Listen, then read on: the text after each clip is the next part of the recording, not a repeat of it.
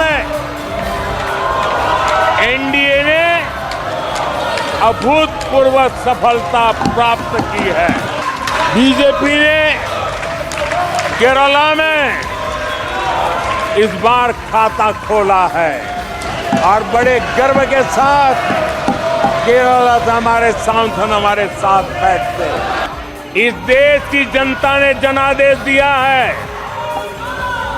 और इस देश की जनादेश है कि आप वहीं बैठिए।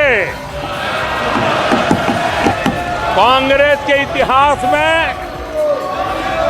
ये तीसरी सबसे बड़ी हार है। 99 मार्क्स लेकर एक बालक घमंड में घूम रहा था।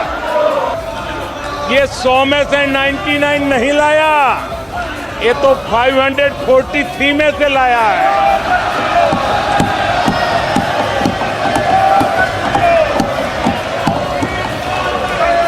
अब उस बालक बुद्धि को कौन समझाए। 13 राज्यों में 0 सीटें आई हैं। अरे मौसी, 13 राज्यों में 0 सीटें आई हैं, पर हीरो तो है ना। 2024 से एक परजीवी कांग्रेस पार्टी के रूप से जानी जाएगी। 2024 से जो कांग्रेस है वो परजीवी कांग्रेस है और अपनी सहयोगी पार्टी की कीमत पर वो फलती फूलती है और इसलिए कांग्रेस परजीवी कांग्रेस बन चुकी है। हिंदुस्तान में 6 दशक तक राज करने वाली कांग्रेस पार्टी अराजकता फैलाने में जुटी हुई है। देश के लोगों में गुमराह करने का जो खेल खेला गया, सिंपैथी हासिल करने के लिए ये नया ड्रामा चलाया गया है। बालक बुद्धि में ना बोलने का ठिकाना होता है और न ही बालक बुद्धि में व्यवहार का कोई ठिकाना होता है। ये बालक बुद्धि अपनी सीमाएं खो देती है तो सदन के अंदर बैठ करके आंखें मारते हैं, आंखें मारते हैं। നമസ്കാരം. പ്രൈം ഡിബേറ്റിലേക്ക് സ്വാഗതം. പ്രതിപക്ഷ ബഹളത്തിനിടെ പ്രധാനമന്ത്രി നരേന്ദ്രമോദി ലോക്സഭയിലെ പ്രസംഗം പൂർത്തിയാക്കി. രാഹുലിന്റെ പ്രസംഗത്തിലെ പല ഭാഗങ്ങളും സ്പീക്കർ വെട്ടിമാറ്റിയതിനാൽ പ്രതിഷേധം കടുപ്പിക്കുകയായിരുന്നു പ്രതിപക്ഷം. കോൺഗ്രസിനെതിരായ കളിയാക്കലുകൾക്ക് മോദി കടുപ്പം കൂട്ടി. ഇനി കോൺഗ്രസ് സഖ്യകക്ഷികളുടെ തടലിൽ പരാതിജീവിയായി അറിയപ്പെടും. 13 സംസ്ഥാനങ്ങളിൽ ഒരു സീറ്റ് പോലും കിട്ടിയില്ല. പിന്തുടർച്ചാ രാഷ്ട്രീയം എടുത്തു പറഞ്ഞ് വിമർശനം. രാഹുൽ ഹിന്ദുക്കളെ അവഹേളിച്ചെന്ന ആരോപണം ആവർത്തിച്ച് ഹിന്ദുക്കൾക്കെതിരെ പറയുന്നത് കോൺഗ്രസിന്റെ ഫാഷൻ എന്ന പുതിയ ആരോപണം. അംഗബലത്തിൽ ഒപ്പത്തിനൊപ്പമായതിനാൽ പ്രതിപക്ഷ ബഹളത്തിൽ മുങ്ങി മോദിയുടെ മറുപടി പ്രസംഗം പൂർത്തിയാകുമ്പോൾ പ്രൈം ഡിബേറ്റ് ചർച്ച ചെയ്യുന്നു. രാഹുൽ മോദി നേർക്കുനേർ യുദ്ധം ആവർത്തിക്കുമോ?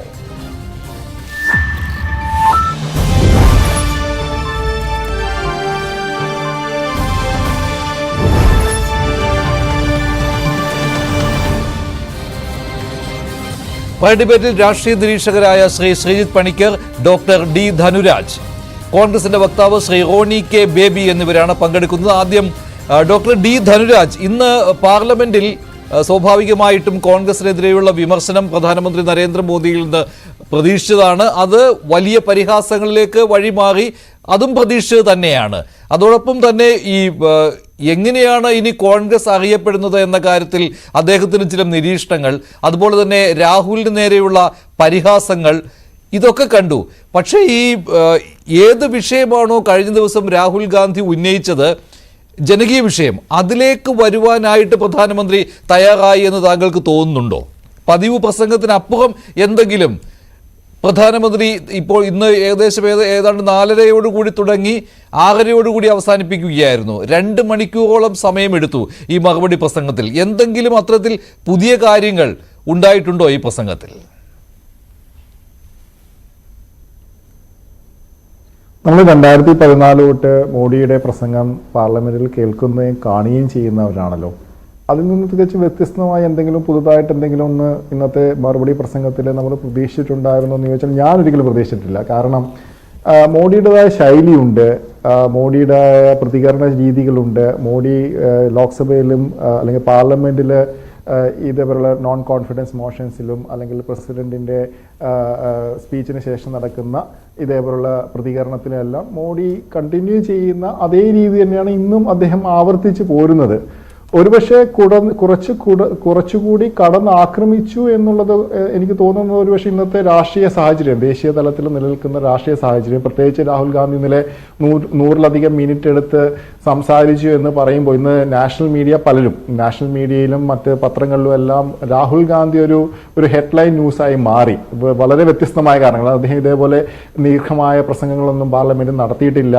ലോക്സഭയിലെ പ്രതിപക്ഷ നേതാവ് എന്ന രീതിയിലുള്ള ആദ്യത്തെ കഞ്ഞി പ്രസംഗമായിരുന്നു ഇന്നലത്തെ. അതിൽ അദ്ദേഹം പല കാര്യങ്ങളും പറയാൻ ശ്രമിച്ചു. അതിൽ പല കാര്യങ്ങളോടും രാഷ്ട്രീയ നിരീക്ഷകർക്ക് പോലും യോജിപ്പും വിയോജിപ്പൊക്കെ ഉണ്ട്. അത് പക്ഷേ ആത്യന്തികമായി നമ്മൾ ഒരു കാര്യം മനസ്സിലാക്കേണ്ടത് ഇന്നത്തെ ഡിജിറ്റൽ യുഗത്തിൽ, മീഡിയ യുഗത്തിൽ ഇത് നമ്മൾ ഒരുപാട് ആൾക്കാർ കാണുന്ന ഒരു വീഡിയോ ആയി മാറുകയല്ലേ. നമ്മൾ ടി വിയിലും ഡിജിറ്റൽ മീഡിയയിലൂടെയൊക്കെ ഒരുപാട് ആൾക്കാർ കാണുന്നു. അപ്പോൾ അവിടെ ഒരു നറേറ്റീവ് ബിൽഡ് ചെയ്യുന്നുണ്ട്. പ്രത്യേകിച്ച് ഇപ്പോൾ ഇന്നലത്തെ തന്നെ ഒരു ഉദാഹരണം എടുക്കാം. നമ്മൾ രാഹുൽ ഗാന്ധി ഹിന്ദുക്കളെ പരാമർശിച്ചു അല്ലെ. ആ പരാമർശിച്ച വീഡിയോ 4 മിനിറ്റ് കാണാം, 30 സെക്കൻഡ് കാണാം, 3 മിനിറ്റ് കാണാം, 10 മിനിറ്റ് കാണാം. ഓരോ വീഡിയോയിലും ദൈർഘ്യം അനുസരിച്ചിട്ട് അത് കാണുന്നവരിൽ ഉണ്ടാക്കുന്ന പ്രതികരണങ്ങൾ വ്യത്യസ്തമായിരിക്കും. അതേപോലെ തന്നെയാണ് ഇന്ന് മോഡിയുടെ പ്രസംഗം. നമ്മൾ അതിനെ ഓരോന്ന് സ്ലൈസ് ചെയ്ത് ഓരോ ഖണ്ഡമായി അതിനെ മുറിച്ച് മാറ്റുകയാണെങ്കിൽ, അത് ഓരോന്നെടുത്ത് കാണുകയാണെങ്കിൽ ഓരോരുത്തർക്കും അതിൽ കാണുന്ന ഓരോരുത്തരും അതിനോട് പ്രതികരിക്കുന്ന പല രീതിയിലായിരിക്കും. അപ്പോൾ ഇതെല്ലാം നമ്മൾ പാർലമെന്റിൽ ഒരുപക്ഷെ നല്ല രീതിയിലുള്ളൊരു ചർച്ച നടക്കുന്നു എന്നുള്ളത് വളരെ സ്വാഗതാർഹമാണ്. കാരണം കഴിഞ്ഞ 2 തവണയും 2 ടൈമിലും ചർച്ചകൾക്ക് പോലും സ്ഥാനം ഉണ്ടായിരുന്നില്ല. ഇപ്രാവശ്യം ചർച്ചകൾ നടക്കുന്നു. ശരിയോ തെറ്റുവോ എന്തോ ആയിക്കോട്ടെ, കണ്ടന്റിലെ വ്യത്യാസങ്ങളുണ്ടാകും. പക്ഷെ പാർലമെന്റ് എന്ന് പറയുന്നത് ജനാധിപത്യത്തിന്റെ പരമമായ ഒരു സ്ഥാപനമാണ്. അവിടെ ഡിബേറ്റുകൾ ഉണ്ടാവണം. കണ്ടന്റിനെ സംബന്ധിച്ച് നമ്മൾ പല രീതിയിലും നമ്മളതിനെ വ്യാഖ്യാനിക്കാം. പക്ഷെ എനിക്ക് തോന്നുന്നത് ഒരു പാർലമെന്റിലെ ശബ്ദവും അല്ലെങ്കിൽ ഇപ്പോൾ ഇറങ്ങിപ്പോകുകയൊന്നും ചെയ്തില്ലല്ലോ. അത് തന്നെ ഒരു നല്ലൊരു സൂചനയായിട്ടാണ് എനിക്ക് തോന്നുന്നത്. ഇന്നലെയും ആരും ഇറങ്ങിപ്പോയില്ല, ഇന്നും ആരും ഇറങ്ങിപ്പോയില്ല. അല്ലെങ്കിൽ പ്രസംഗം ശക്തമായി അടിച്ച് അല്ലെങ്കിൽ പ്രതികരിച്ചുകൊണ്ട് അവരെ നിർത്താനുള്ള ശ്രമങ്ങളൊന്നും 2 ഭാഗത്തുനിന്നും ഉണ്ടായിട്ടില്ല. ഇടക്കിടക്ക് ഇന്ററപ്ഷൻസ് ഒക്കെ ഉണ്ടായിട്ടുണ്ട്. അത് പാർലമെന്റ് ജനാധിപത്യത്തിൽ നമുക്ക് പ്രതീക്ഷിക്കാവുന്ന ഒന്നാണ്. പ്രതിപക്ഷ നേതാവായിട്ട് രാഹുൽ ഗാന്ധി വന്നിട്ടുള്ളതിനാൽ തന്നെ അദ്ദേഹത്തിന് ഏത് സമയവും മൈക്ക് കിട്ടുന്നതാണ്. ഇന്ന് NDAയുടെ പാർലമെന്ററി പാർട്ടി യോഗത്തിൽ പ്രധാനമന്ത്രി നരേന്ദ്രമോദി ഭരണകക്ഷി അംഗങ്ങൾക്കൊരു നിർദ്ദേശം നൽകിയിരുന്നു. രാഹുൽ ഗാന്ധിയെ പോലെ നിങ്ങൾ ആകരുത് എന്ന്. അദ്ദേഹം ഉദ്ദേശിച്ചത് ഈ സഭാ ചട്ടങ്ങളൊന്നും പാലിക്കാതെ, മര്യാദകൾ പാലിക്കാതെയുള്ള ആളായിരുന്നു രാഹുൽ ഗാന്ധി. അതാണ് ഇന്നലെ കണ്ടത്. അതുപോലെ നിങ്ങളാകരുത് എന്നുള്ള ഉപദേശം അദ്ദേഹം NDAയുടെ അംഗങ്ങൾക്ക് നൽകുകയായിരുന്നു. പക്ഷേ രാഹുൽ ഇന്ന് അങ്ങനെ ഒരു ഇടപെട്ട് സംസാരിക്കുവാനോ അത്തരത്തിലുള്ള കാര്യങ്ങളിലേക്ക് പോലും പോയില്ലല്ലോ. പ്രതിപക്ഷ നേതാവ് എന്ന നിലയിൽ അദ്ദേഹത്തിന് അത് സാധിക്കുമായിരുന്നു. അതിലേക്ക് പോലും പോകാതെ സംയമനത്തിന്റെ ഒരു പാതയിലേക്ക് പോവുകയായിരുന്നു. അത് തന്നെയാണ് എൻ്റെ നമ്മൾ രാഹുൽ ഗാന്ധി എന്നൊരു രാഷ്ട്രീയ നേതാവിന്റെ ഒരു പുതിയൊരു അധ്യായമാണ് നമ്മളിപ്പോൾ കാണുന്നത്. അത് ഏത് രീതിയിൽ അത് വളർന്ന് വലുതാവും, ഏത് രീതിയിൽ അദ്ദേഹം ഒരു സ്റ്റേറ്റ്സ്മാൻ ആവും, അല്ലെങ്കിൽ അത് പരാജയമാവുമോ വിജയമാവുമോ എന്നുള്ളതൊന്നും ഏർലി ഡേയ്സ് നമ്മൾ പറയത്തില്ല. ഇവരുടെ തുടക്കം മാത്രമാണ്. ഇനിയും ഒരുപാട് മാസങ്ങളും വർഷങ്ങളും ഒക്കെ ഉണ്ട് ഈ പാർലമെന്റിന്. അപ്പൊ നമുക്ക് വീണ്ടും ഇതിനെപ്പറ്റി കാണാനും അദ്ദേഹം എങ്ങനെയാണ് ഒരു മെച്യൂർഡ് ആയിട്ടുള്ള പൊളിറ്റീഷ്യനായി മാറുന്നത്, കൂടുതൽ ഒരു പാർലമെന്റേറിയനായിട്ട്. ഇപ്പൊ പൊതുവെ ഇന്നലെ കണ്ട ഞാനൊരു കമന്റ് പലപ്പോഴും പഴയ നിന്ന് വ്യത്യസ്തം അദ്ദേഹം സംസാരിക്കുന്നു എന്നുള്ളത്. അതിന്റെ കണ്ടന്റിലേക്കൊന്നും ഞാൻ കടക്കുന്നില്ല. പക്ഷെ അദ്ദേഹം സംസാരിക്കുന്നു, ദീർഘമായ പ്രസംഗം ചെയ്യുന്നു, ലോക്സഭാ പ്രതിപക്ഷ നേതാവ് എന്ന നിലയിൽ അദ്ദേഹത്തിന്റെ റോൾ അദ്ദേഹം നിർവഹിക്കാൻ ശ്രമിക്കുന്നു എന്നുള്ളൊരു തോന്നൽ എനിക്ക് തോന്നുന്നു ഇന്ത്യയിലെ ജനങ്ങൾക്കിടയിലേക്ക് ഒരു മെസ്സേജ് പോയിട്ടുണ്ട്. അത് മനസ്സിലാക്കുന്ന ഒരു പാർട്ടിയാണ് ഭരണപക്ഷത്തുള്ളത്. അതിനെ മനസ്സിലാക്കുന്ന രാഷ്ട്രീയ നേതൃത്വമാണ് ഭരണപക്ഷത്തുള്ളത്. അപ്പോൾ അവർ ഏത് തരത്തിലും ആ ഒരു ഡെവലപ്മെന്റിനെ എൻകറേജ് ചെയ്യത്തില്ല. കാരണം അവര് രാഷ്ട്രീയത്തിൽ അവര് ഭരണപക്ഷവും പ്രതിപക്ഷവും അല്ലെങ്കിൽ പോരാളികളാണ്, അല്ലെ, ഭിന്നമായ ഐഡിയോളജിയിൽ നിൽക്കുന്ന ആൾക്കാരാണ്. അപ്പോൾ രാഹുലിന്റെ ശൈലിയുണ്ട്, മോഡിക്ക് മോഡിയുടെ ശരിയാണ്. മോദി സ്റ്റൈൽ തന്നെയാണ് ഇന്ന് ലോക്സഭയിൽ കണ്ടത്. ആദ്യം പറഞ്ഞ കമന്റ് മോദി പ്രധാനമന്ത്രി നരേന്ദ്രമോദിയിൽ നിന്ന് ഇന്ന് ലോക്സഭയിലെ പ്രസംഗത്തിൽ ഇതിനപ്പുറം ഒരു കാര്യം പ്രതീക്ഷിക്കേണ്ടതില്ല. ശ്രീ റോണി കെ ബേബി, ഇപ്പോൾ ഈ ഒരു നിസാരവൽക്കരണം, ഈ രാഹുലിനെ നിസാരമായി കണ്ടുകൊണ്ടുള്ള കമന്റുകൾ ഉണ്ടായിട്ടുണ്ടല്ലോ. ഇപ്പോൾ ഈ ഷോലെ സിനിമയിലെ മൗസി പ്രയോഗം അതവിടെ എടുത്തു പറയുന്നു ലോക്സഭയിൽ നരേന്ദ്രമോദി. അതുപോലെ തന്നെ ബാൽബുദ്ധി എന്നുള്ള കാര്യം പറയുന്നു. പാരസൈറ്റ്, പരാതജീവിയായി മാറുന്നു കോൺഗ്രസ് എന്നുള്ള കാര്യം പറയുന്നു. 13 സംസ്ഥാനങ്ങളിൽ ഒറ്റ സീറ്റ് പോലും കോൺഗ്രസിന് കിട്ടിയില്ല എന്ന് പറയുന്നു. 99 ഔട്ടായി എന്ന് പറയുന്നു. ഇതൊക്കെ ഈ മോദിയുടെ ഒരു സ്റ്റൈലാണ്. അതിൽ പക്ഷേ കോൺഗ്രസ് വീണു പോകില്ല എന്ന് നിങ്ങൾക്ക് ഉറപ്പായിട്ടും ഇപ്പോൾ പറയാം. കാരണം ഇതിനേക്കാൾ വലിയ വിമർശനങ്ങളും കളിയാക്കലുകളും ഉണ്ടായിട്ടും ഞങ്ങൾ എത്തിയല്ലോ 240 സീറ്റുകളിൽ എന്ന് നിങ്ങൾക്ക് പറയാം. ആ ഒരു ആത്മവിശ്വാസം നിങ്ങൾക്ക് കിട്ടുന്നുണ്ടല്ലോ. കാരണം 2014 മുതൽ കഴിഞ്ഞ 10 വർഷം രാഹുൽ ഗാന്ധി സംസാരിച്ചത് മുഴുവൻ ഇന്ത്യയുടെ തെരുവുകളിൽ നിന്നുകൊണ്ടാണ്. അദ്ദേഹം കന്യാകുമാരി മുതൽ കാശ്മീർ വരെയും അങ്ങ് കിഴക്ക് മണിപ്പൂർ മുതൽ അങ്ങ് പടിഞ്ഞാറ് മഹാരാഷ്ട്ര വരെയും ബോംബെ വരെയും മുംബൈ വരെയും അദ്ദേഹം സംസാരിച്ച രാഷ്ട്രീയം, അദ്ദേഹത്തിന്റെ നിലപാടുകൾ, അദ്ദേഹം എന്താണോ ഈ രാജ്യത്തെ ജനങ്ങളോട് അഭിസംബോധന ചെയ്തത്, എന്താണോ അദ്ദേഹം ഈ രാജ്യത്തെ ജനങ്ങളോട് വളരെ കൃത്യമായി കമ്മ്യൂണിക്കേറ്റ് ചെയ്തത്, അത് ആദ്യമായി ഇന്ത്യയുടെ പാർലമെന്റിൽ അത് മുഴങ്ങിയ ഒരു ശബ്ദമായിരുന്നു നമ്മൾ ഇന്നലെ കേട്ടത്. കാരണം അദ്ദേഹത്തിന് ഒരിക്കലും പാർലമെന്റിൽ ഒരു സംസാരിക്കാൻ ഇതുപോലൊരു വേദി, ലോക്സഭയിൽ ഇതുപോലെ സംസാരിക്കാൻ ഒരു വേദി ഇതിനു മുമ്പ് ഒരിക്കലും കിട്ടിയിരുന്നില്ല. കോൺഗ്രസിന്റെ ഒരു നേതാവിന് പോലും കിട്ടിയിരുന്നില്ല. കാരണം നമുക്കറിയാം, എല്ലാം എന്ന് പറയുന്നത് ഭരണപക്ഷം അങ്ങ് ഹൈജാക്ക് ചെയ്തുകൊണ്ട് ഭരണപക്ഷത്തിന്റെ വലിയൊരു ആധിപത്യമായിരുന്നു കഴിഞ്ഞ 10 വർഷം നമ്മുടെ ഇന്ത്യയുടെ പാർലമെന്റിൽ ഉണ്ടായിരുന്നത്, പ്രത്യേകിച്ചും ലോക്സഭയിൽ ഉണ്ടായിരുന്നത്. പ്രതിപക്ഷ ശബ്ദങ്ങളെ പോലും എത്ര ശക്തമായിട്ടാണ് അടിച്ചമർത്തപ്പെട്ടത് നമ്മൾ കണ്ടു. 142 എംപിമാരെ ഇന്ത്യയുടെ പാർലമെന്റിന്റെ ചരിത്രത്തിൽ ഒരിക്കലും കേട്ടുകാണുമില്ലാത്ത വിധം 142 എംപിമാരെ ഒറ്റയടിക്കാണ് ലോക്സഭയിൽ നിന്ന് സസ്പെൻഡ് ചെയ്തത്. പക്ഷേ രാഹുൽ ഗാന്ധി, ഞാൻ പറഞ്ഞതുപോലെ, അദ്ദേഹം പുതുതായി ഒന്നും ഇന്നലെ ലോക്സഭയിൽ പറഞ്ഞിട്ടില്ല. അദ്ദേഹം എന്താണോ കഴിഞ്ഞ 10 വർഷം അദ്ദേഹം തുടർന്നു വന്നുകൊണ്ടിരിക്കുന്ന പോരാട്ടങ്ങൾ, കാരണം അദ്ദേഹം കൃത്യമായി തന്നെ അദ്ദേഹം ഒരു പോരാട്ടം, എന്താണ് അദ്ദേഹത്തിന്റെ പോരാട്ടത്തിന്റെ ലക്ഷ്യമെന്നും വളരെ കൃത്യമായി പറഞ്ഞിട്ടുണ്ട്. ഭാരത് ജോഡോ യാത്രയിലൂടെയൊക്കെ വളരെ കൃത്യമായി തന്നെ. കാരണം എന്താ, ഈ രാജ്യത്തിന്റെ ശബ്ദം, കാരണം ഈ രാജ്യത്തെ കുറിച്ച് 2 നരേറ്റീവുകളുണ്ട്.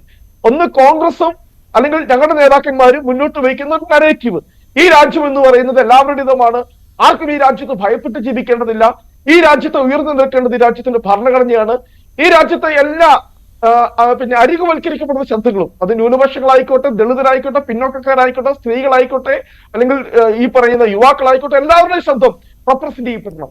പക്ഷേ മോദിയും BJPയും, പ്രത്യേകിച്ച് പറഞ്ഞാൽ മോദിയുടെ ഒരു രാഷ്ട്രീയമുണ്ട്, അദ്ദേഹം ഉയർത്തിപ്പിടിക്കുന്ന ഒരു ഹിന്ദുത്വ രാഷ്ട്രീയം എന്ന് പറയുന്നത്. കാരണം BJPയുടെയും RSSന്റെയും ഏറ്റവും വലിയ അതിന്റെ പ്രയോക്താവ് എന്ന് പറയുന്നത് മോദിയാണ്.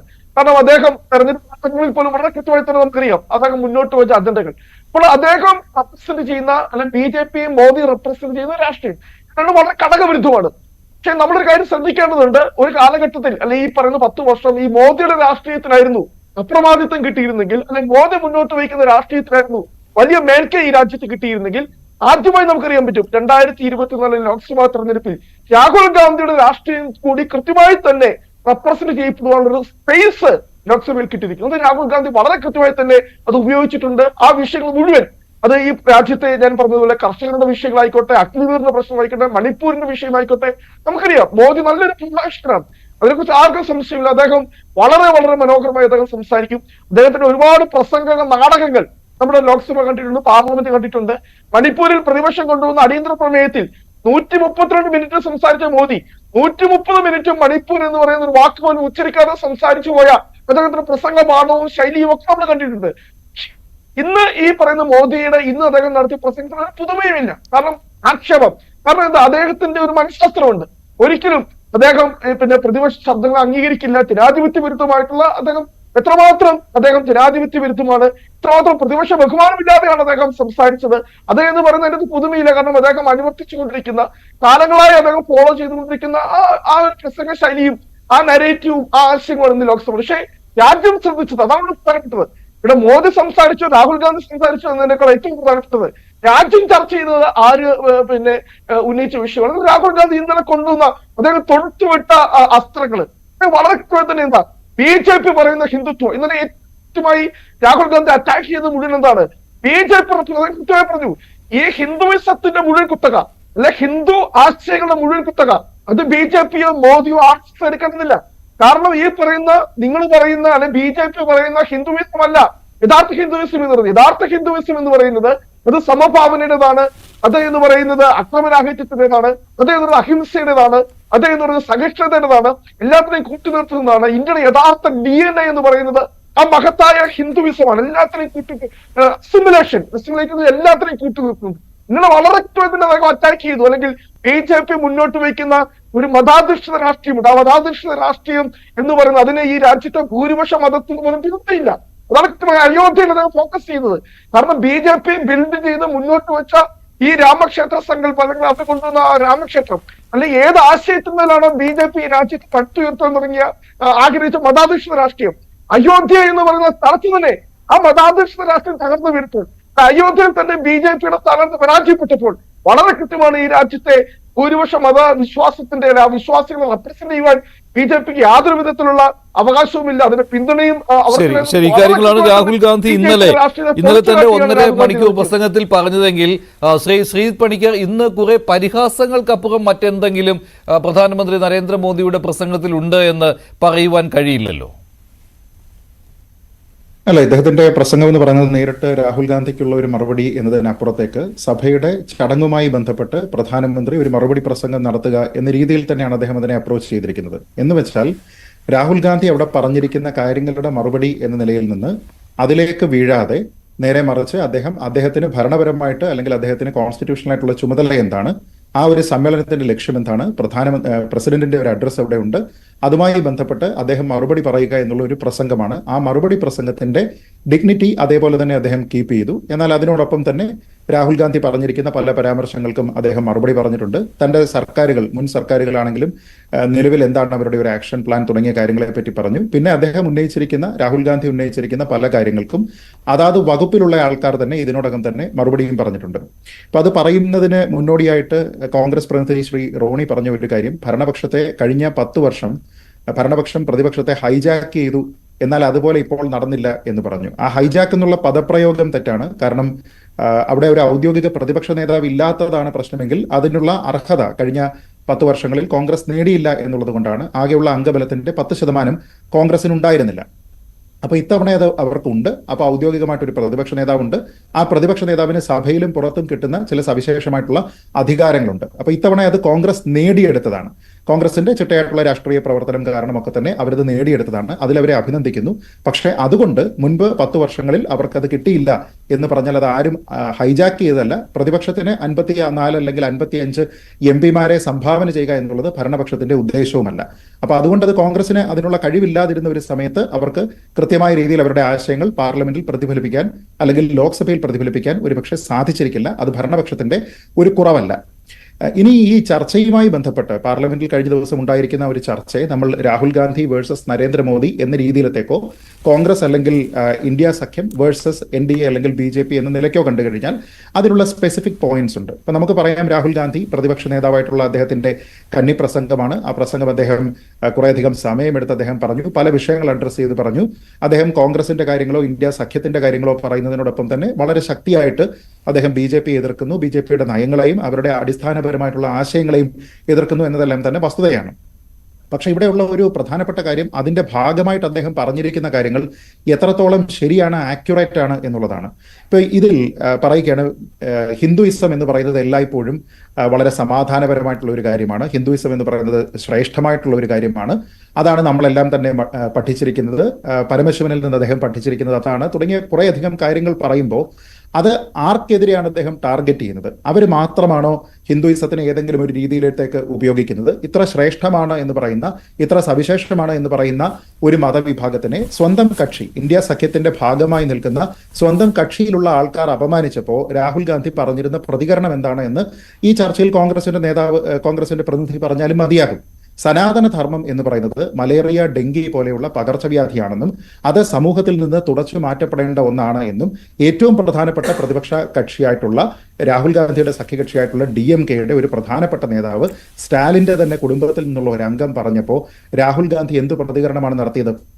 അപ്പോൾ ഹിന്ദു ധർമ്മം അല്ലെങ്കിൽ സനാതന ധർമ്മം എന്ന് പറയുന്നത് അങ്ങനെ തുടച്ചു മാറ്റപ്പെടേണ്ടതല്ല. അതിലൊരു സൂചന ഇന്ന് പ്രധാനമന്ത്രി നൽകുകയും ചെയ്തിട്ടുണ്ട് ശ്രീജിത് പണിക്കർ, ഇല്ലേ? ഈ ഡെങ്കിയോട് ഉപമിച്ചതിനെ പറ്റി ഒരു സൂചനയും അദ്ദേഹം നൽകിയിട്ടുണ്ട് ഇന്നത്തെ പ്രസംഗത്തിൽ. കൂടുതൽ കാര്യങ്ങൾ ഈ രാഹുൽ ഗാന്ധിയുടെ ഇന്നലത്തെ ഈ പ്രസംഗത്തെ കുറിച്ചുള്ള കൂടുതൽ കാര്യങ്ങളിലേക്ക് പ്രധാനമന്ത്രി പോയിട്ടില്ല, പക്ഷേ ഇത്തരം ചില സൂചനകൾ അദ്ദേഹം നൽകി. അതെ, അപ്പോൾ അതെന്താന്ന് വെച്ചാൽ അതിലൊരു പ്രധാനപ്പെട്ട കാര്യമെന്ന് പറഞ്ഞാൽ നിങ്ങളുടെ സഖ്യകക്ഷി, അതായത് നിങ്ങൾ ഇത് മറ്റൊരാളിനെ ആരോപിക്കുമ്പോൾ ഹിന്ദുമതം ശ്രേഷ്ഠമാണ് എന്ന് പറയുമ്പോൾ നിങ്ങളോടൊപ്പം നിൽക്കുന്നയാൾ ഇത് തുടച്ചു മാറ്റപ്പെടേണ്ടുന്ന രീതിയിലുള്ള ഒരു പകർച്ചവ്യാധിയാണ് എന്ന് പറഞ്ഞിരിക്കുകയാണ്. അപ്പോൾ അതിന്റെ ഒരു എക്സ്റ്റെൻഡഡ് ലയബിലിറ്റി എന്ന് പറയുന്നത് ഇന്ത്യ സഖ്യത്തിൽ രാഹുൽ ഗാന്ധിക്കുണ്ട്. അതിൽ അദ്ദേഹം പ്രതികരിച്ചിട്ടില്ല എന്നുള്ള ഒരു ന്യൂനത അദ്ദേഹത്തിനുണ്ട്. അത് പറയാതെ അദ്ദേഹം പാർലമെന്റിൽ വന്നിട്ട് പരമശിവന്റെ പടം എടുത്ത് കാണിക്കുന്നു എന്ന് പറയുന്നതിൽ ഒരു വൈരുദ്ധ്യമുണ്ട് എന്നുള്ളത് പക്ഷേ ഇന്നലെ രാഹുൽ ഗാന്ധി ഈ പരമശിവന്റെ ഉദാഹരണം പറഞ്ഞതിന് ശേഷം അവസാനം വന്നപ്പോൾ ഭരണപക്ഷ ബെഞ്ചുകളിലേക്ക് നോക്കിക്കൊണ്ടാണ് ഹിന്ദുവിന്റെ പേര് പറയുന്ന 24 മണിക്കൂർ ഹിന്ദുവിന്റെ പേര് പറയുന്ന നിങ്ങളോടാണ് ഞാൻ പറയണത് എന്ന രീതിയിൽ തന്നെയല്ലേ അദ്ദേഹം ആ കാര്യങ്ങൾ അതിനുശേഷമുള്ള കാര്യങ്ങൾ പറഞ്ഞത്? നിങ്ങൾ അഹിംസയുടെ പ്രചാരകരല്ല, ഹിംസയുടെ പ്രചാരകരാണ്, സത്യം പറയുന്നവരല്ല, അസത്യം പറയുന്നവരാണ് എന്നുള്ള കാര്യം അദ്ദേഹം അങ്ങനെയല്ലേ പറഞ്ഞത്? അതിനെ മറ്റു രീതിയിൽ വ്യാഖ്യാനിച്ച് ഹിന്ദു സമൂഹത്തെ ആകെ മോശക്കാരായി ചിത്രീകരിച്ചു എന്ന രീതിയിൽ പിന്നെ പ്രധാനമന്ത്രി എഴുന്നേറ്റ് നിന്ന് പറയുന്നതല്ലായിരുന്നോ? അതിനുശേഷം അദ്ദേഹം പറയുന്നുണ്ടായിരുന്നു, രാഹുൽ പറയുന്നുണ്ടായിരുന്നു, ഞാൻ പറഞ്ഞത് BJP-യെയാണ്, RSS-നെയാണ് എന്ന്. അതായത് നരേന്ദ്രമോദി ഹിന്ദു സമൂഹം എന്ന് പറഞ്ഞാൽ നരേന്ദ്രമോദി അല്ല, ഹിന്ദു സമൂഹം എന്ന് പറഞ്ഞാൽ BJP അല്ല, RSS അല്ല എന്ന് അതേ ഫ്ലോറിൽ വെച്ച് തന്നെ അദ്ദേഹം വിശദീകരണം നൽകുകയും ചെയ്തിട്ടുണ്ട് അടുത്ത വാചകമായിട്ട്. അത് കേൾക്കാൻ തയ്യാറായില്ല ഭരണപക്ഷം. അല്ല, അവിടെ ഒരു പ്രധാനപ്പെട്ട പ്രശ്നമുള്ളത് ഒന്ന് ഈ പറയുന്നത് പോലത്തെ അക്കൗണ്ടബിലിറ്റിയാണ്. ഒന്നാമത്തെ കാര്യം ഹിന്ദു മതത്തിനെ വളരെ മോശമാണ് എന്ന രീതിയിലത്തേക്ക് പറഞ്ഞുകൊണ്ട് അത് DMK-യുടെ തന്നെ ഒരു രീതിയാണ്. അതായത് ഇപ്പൊ നമ്മൾ ഈ പറയുന്ന ഉദയനിധി സ്റ്റാലിൻ പറഞ്ഞിരിക്കുന്നത് മാത്രമല്ല, DMK ഒക്കെ തന്നെ വളരെ ആരാധ്യ പുരുഷനായിട്ട് കാണുന്ന പെരിയോർ രാമസ്വാമിയെ പോലെ നായിക്കിനെ പോലെയുള്ള ആൾക്കാരെല്ലാവരും തന്നെ ഈ രീതിയിലുള്ള പല കാര്യങ്ങളും മുമ്പ് പറഞ്ഞിട്ടുണ്ട്. അതിന് പ്രതികരിച്ചുകൊണ്ട് അദ്ദേഹത്തിന്റെ തലയ്ക്ക് ഭ്രാന്താണ്, അദ്ദേഹത്തിനെ ഭ്രാന്താലയത്തിൽ അടയ്ക്കണമെന്ന് പറഞ്ഞിട്ട് നെഹ്റു കാമരാജിന് കത്തും അയച്ചിട്ടുണ്ട്. അപ്പൊ അതിന്റെ ഒരു ഹിസ്റ്ററി ഉണ്ട്. അതായത് ട്രഡീഷണലി ഒരു ഉദയനിധി സ്റ്റാലിൻ പറയുന്നതല്ല, ട്രഡീഷണലി DMK എടുക്കുന്ന ഒരു സ്റ്റാൻഡ് എന്ന് പറയുന്നത് സനാതന ധർമ്മ വിരുദ്ധമാണ് എന്നുള്ളത് അറിയാം. എന്നിട്ടും അങ്ങനെയുള്ള ഒരു കക്ഷിയെ കൂടെ കൂട്ടുകയും അവർ പറഞ്ഞിരിക്കുന്ന കാര്യങ്ങളെ പറ്റി പ്രതികരിക്കാതിരിക്കുകയും ചെയ്യുക എന്ന് പറയുന്നതിൽ ആത്മാർത്ഥതയില്ലായ്മയുണ്ട് എന്നുള്ളതാണ് ഞാൻ പറഞ്ഞത്. ഇനി താങ്കൾ പറഞ്ഞിരിക്കുന്ന ആ ഒരു പോയിന്റിലേക്ക് വന്നു കഴിഞ്ഞാൽ അദ്ദേഹം അവിടെ ഒരു സീരീസ് ഓഫ് അലഗേഷൻസ് പറയുന്നു, അദ്ദേഹം ഹിന്ദു ധർമ്മം എന്നതിനെ ഡിഫെൻഡ് ചെയ്യുന്നു.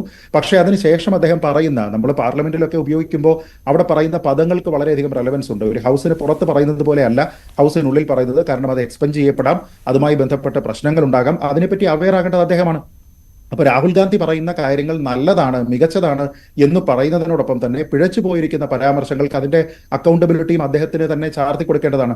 അപ്പൊ അദ്ദേഹം അവിടെ പറയേണ്ടിയിരുന്നത് എന്താണ്? ഹിന്ദുയിസം എന്ന് പറയുന്നതിനെ പറ്റി വളരെ മഹത്വവൽക്കരിച്ചുകൊണ്ട് നടക്കുന്നു എന്ന് പറയുന്ന നിങ്ങൾ, അല്ലെങ്കിൽ എന്ന് പറഞ്ഞുകൊണ്ടിരിക്കുന്ന ചിലർ, അവർ ഇതിൽ എല്ലായ്പ്പോഴും ഇങ്ങനെയാണ് പറയുന്നത് എന്ന് പറഞ്ഞാൽ അതിൽ വാസ്തവമുണ്ടോ ഇല്ലയോ എന്നതിനപ്പുറത്തേക്ക് അതൊരു രാഷ്ട്രീയമായിട്ടുള്ള ഒരു ആരോപണമാണ്. അത് നിലനിൽക്കും. കാരണം രാഷ്ട്രീയമായിട്ട് ഇവർക്ക് ആരോപിക്കാൻ പറ്റുന്നതാണ്, അതിലൊന്നും പ്രശ്നമില്ല. കോൺഗ്രസിന് BJP-യെ വിമർശിക്കുന്നതിനോ തിരിച്ചു വിമർശിക്കുന്നതിനോ ഒന്നും പ്രശ്നമില്ല. പക്ഷെ ഇതെല്ലാം പറഞ്ഞതിന് ശേഷം അദ്ദേഹം പറഞ്ഞു വെച്ചത് എന്താണ്? ഹിന്ദു മതം എന്ന് പറയുന്നത് ഒരു സർവ്വമത സമഭാവനയുടെ, അതൊരു അഹിംസയുടെ ഒക്കെ തന്നെ പ്രതീകമാണ്. പക്ഷേ ഈ മതത്തിൽ വിശ്വസിക്കുന്നു എന്ന് പറഞ്ഞുകൊണ്ട് നടക്കുന്ന ആൾക്കാർ, അല്ലെങ്കിൽ ഈ മതത്തിലാണ് ഞാൻ, പിന്നെ ആ മതമാണ് എൻ്റേത് എന്ന് പറഞ്ഞുകൊണ്ട് നടക്കുന്ന ആൾക്കാർ അങ്ങനെയല്ല എന്ന് വെച്ചാൽ ഹിന്ദുമതം സേക്രഡ് ആണ്. പക്ഷെ ആ ഹിന്ദുമതത്തിനെ തെറ്റിദ്ധരിച്ചുകൊണ്ട് അത് ഫോളോ ചെയ്യുന്ന ആൾക്കാർ എല്ലാവരും എല്ലായ്പ്പോഴും ഹിംസ ഹിംസ ഹിംസ എന്ന രീതിയിലേക്ക് ചിന്തിക്കുന്നു എന്ന് പറഞ്ഞു കഴിഞ്ഞാൽ അത് അങ്ങേയറ്റം അപക്വമായിട്ടുള്ള പ്രസ്താവനയാണ്. ആ പ്രസ്താവന അങ്ങനെ അല്ല ഉദ്ദേശിക്കുന്നത് എങ്കിൽ അത് തീർച്ചയായിട്ടും അങ്ങനെ അല്ല എന്ന് പറഞ്ഞുകൊണ്ട് താൻ പറഞ്ഞിരിക്കുന്നത് തെറ്റിപ്പോയതിന്റെ പേരിൽ മാപ്പ് പറയാനുള്ള ഒരു ഹൃദയവിശാലത രാഹുൽ ഗാന്ധി കാണിക്കേണ്ടതുമാണ്. അതവിടെ ഉണ്ടായില്ല എന്ന് പറഞ്ഞാൽ അത്രയും നേരം അദ്ദേഹം പറഞ്ഞിരിക്കുന്ന കാര്യത്തിനെ അണ്ടു ചെയ്യുന്ന രീതിയിലത്തേക്കുള്ള ഒരു കാര്യമായി പോകുന്നു എന്നുള്ളത് ഒന്ന്. രണ്ട്, ഇതേപോലെ അദ്ദേഹം പറഞ്ഞിരിക്കുന്നു അഗ്നിവീർ സ്കീമുമായി ബന്ധപ്പെട്ട് ഇതേപോലെ പ്രസംഗിച്ചതിന് ശേഷം അദ്ദേഹം പറയുന്നത് അതുമായി ബന്ധപ്പെട്ട് ഒരാൾ വീരമൃത്യു വരിച്ചു കഴിഞ്ഞാൽ അദ്ദേഹത്തിന് കോമ്പൻസേഷൻ സർക്കാർ നൽകുന്നില്ല എന്ന് പറയുന്നു. അപ്പോൾ പ്രതിരോധ മന്ത്രി അവിടെ എണീറ്റ് നിന്ന് പറയുന്നു, അങ്ങനെയല്ല, ഞങ്ങൾ 1 കോടി രൂപ അവിടെ കൊടുക്കുന്നുണ്ട്, അത് അവരുടെ അവകാശമാണ് എന്ന് പറയുന്നു. ഇപ്പോൾ രാഹുൽ ഗാന്ധിയെ തള്ളിക്കൊണ്ട് അങ്ങനെ എന്താ നമുക്ക് പറയുന്നത്, അൺഫോർച്ചുനേറ്റ്ലി വീരമൃത്യു വരിക്കേണ്ടി വന്നിരിക്കുന്ന ആൾക്കാരുടെ കുടുംബാംഗങ്ങൾ തന്നെ പറയുന്നു 1 കോടി 10 ലക്ഷം 1 കോടി 8 ലക്ഷം എന്ന രീതിയിലത്തേക്കൊക്കെ ഒക്കെ അവർക്ക് ലഭിച്ചിട്ടുണ്ട് എന്ന് പറയുമ്പോൾ രാഹുൽ ഗാന്ധി അവിടെ പറഞ്ഞിരിക്കുന്ന കാര്യം അണ്ടുവായി. അതേപോലെ തന്നെയാണ് മിനിമം സപ്പോർട്ട് പ്രൈസ്. നാണ്യവിളകൾക്ക് മിനിമം സപ്പോർട്ട് പ്രൈസ് ചോദിക്കുകയാണ് എന്ന് പറയുന്ന സമയത്ത് അവിടെ കൃഷിമന്ത്രി ശിവരാജ് സിംഗ് ചൗഹാനാണ് എണീറ്റ് നിന്ന് പറയുന്നത് MSP 14 ഇനങ്ങൾക്ക് നൽകിയിട്ടുണ്ട്, നിങ്ങൾ ഭരിക്കുമ്പോൾ എത്ര പേർക്കാണ് നൽകിയിരിക്കുന്നത് എന്ന് ചോദിക്കുമ്പോൾ അതും അൺഡു ചെയ്യപ്പെടുന്നു. അതിൽ ഏറ്റവും പ്രധാനം ഒരു പ്രതിപക്ഷ നേതാവ് സഭയിൽ പാലിക്കേണ്ടുന്ന ഡെക്കറമുണ്ട്. അപ്പോൾ ഡെക്കറമിന്റെ ഭാഗമായിട്ട് മതചിഹ്നങ്ങൾ അവിടെ കൊണ്ടുവന്ന് കാണിക്കാമോ? പ്ലക്കാർഡുകൾ അവിടെ പ്ലക്കാർഡുകൾ കാണിക്കാൻ പാടില്ല എന്നുള്ളത് ചട്ടത്തിലുള്ളതാണ്. ഇനി പ്ലക്കാർഡ് അല്ല എന്ന് പറഞ്ഞാൽ പോലും അവിടെ മതചിഹ്നങ്ങൾ പ്രദർശിപ്പിക്കാമോ? എന്നിട്ട് മതവുമായി ബന്ധപ്പെട്ട് ഇപ്പൊ ഹിന്ദു മതത്തിലുള്ള കൈ ചിഹ്നം, ആ ചിഹ്നം എന്ന് പറയുന്നതിൽ നിന്നാണ് ഞങ്ങൾ അഭയമുദ്രയിൽ നിന്നാണ് കോൺഗ്രസിന്റെ ചിഹ്നം ഉൾക്കൊണ്ടിരിക്കുന്നത് എന്ന് പറഞ്ഞാൽ അത് വസ്തുതാപരമായി തെറ്റാണ്, ചരിത്രപരമായി തെറ്റാണ്. അങ്ങനെ ഒരു ഓതന്റിസിറ്റിയും ഇല്ലാത്ത ഒരു കാര്യമാണ്. അതുമായി ബന്ധപ്പെട്ട് വിവിധ കഥകളുണ്ട്, വിവിധ പുസ്തകങ്ങൾ എഴുതിയിട്ടുണ്ട്. ഇതിലൊന്നും തന്നെ ഇതിൽ ഈ അഭയമുദ്രയുമായിട്ട് യാതൊരു വിധത്തിലുള്ള ബന്ധവുമില്ല. ഏറ്റവും അടുത്ത് വന്നിരിക്കുന്ന പുസ്തകത്തിൽ പോലും ഇന്ദിരാഗാന്ധിയെ ഫോൺ ചെയ്ത് പറയുന്ന സമയത്ത് ഇന്ദിരാഗാന്ധി ഇത് തെറ്റായിട്ട് കേൾക്കുന്നുവെന്നും പിന്നീട് നരസിംഹറാവുവിന് ഫോൺ കൊടുക്കുന്ന സമയത്ത് നരസിംഹറാവു ഹാത്തി അല്ല ഹാത്താണ് ഇവിടെ വേണ്ടത് എന്ന രീതിയിലത്തേക്ക് പഞ്ചി എന്ന് പറഞ്ഞുകൊണ്ട് അതുമായി ബന്ധപ്പെട്ട് ആ ചിഹ്നം സ്വീകരിക്കുന്നു എന്നൊക്കെയാണ് പറയുന്നത്. അവിടെ ഒന്നും അഭയമുദ്രയൊന്നുമില്ല. അപ്പോൾ ഒരു മതചിഹ്നത്തിനെ ഈ രീതിയിലത്തേക്ക് ദുർവ്യാഖ്യാനം ചെയ്തുകൊണ്ട് അതിൽ നിന്നാണ് ഞങ്ങൾ ഇൻസ്പയർ ചെയ്തിരിക്കുന്നത് എന്ന് അദ്ദേഹം പറയുന്നു എന്നുള്ളത് ഒരു പ്രശ്നമാണ്. ഞാൻ ചോദിക്കുന്നത്, സമാനമായിട്ട് മതചിഹ്നങ്ങൾ ഉപയോഗിക്കുന്ന അല്ലെങ്കിൽ മതപരമായി റിലേറ്റ് ചെയ്യാൻ പറ്റുന്ന വിവിധ ചിഹ്നങ്ങളുണ്ട്. ഇപ്പോൾ സരസ്വതി ദേവി നമ്മളെല്ലാവരും തന്നെ കണ്ടിട്ടുണ്ടാവും. പല ഹൈന്ദവ ദേവതകളുടെയും ചിത്രം വരയ്ക്കുന്ന സമയത്ത് ഒന്നുകിൽ കയ്യിൽ ഇതേപോലെ താമരപ്പൂ കാണാം, അല്ലെങ്കിൽ താമരപ്പൂവിലായിരിക്കും ഇരിക്കുക. നമ്മൾ താമരപ്പൂവിൽ വാഴും എന്ന് പറഞ്ഞ് സിനിമ പാട്ടുകൾ പോലും നമ്മൾ കേട്ടിട്ടുണ്ട്. അപ്പൊ അങ്ങനെ നോക്കിക്കഴിഞ്ഞാൽ ഈ താമരപ്പൂവ് എന്ന് പറയുന്നത് ഇത്രത്തോളം സേക്രഡ് ആയിട്ടുള്ള ഒരു കാര്യമാണ്. അതിൽ നിന്നാണ് ഞങ്ങൾ ഊർജ്ജം ഉൾക്കൊള്ളുന്നത് എന്ന് പറഞ്ഞുകൊണ്ട് നാളെ BJP പ്രചരിപ്പിച്ചാൽ എങ്ങനെ ഇരിക്കും? അപ്പോൾ അങ്ങനെ ഓരോ ചിഹ്നത്തിനെയും ഈ രീതിയിലത്തേക്ക് മതവൽക്കരിക്കേണ്ടുന്ന ആവശ്യമുണ്ടോ?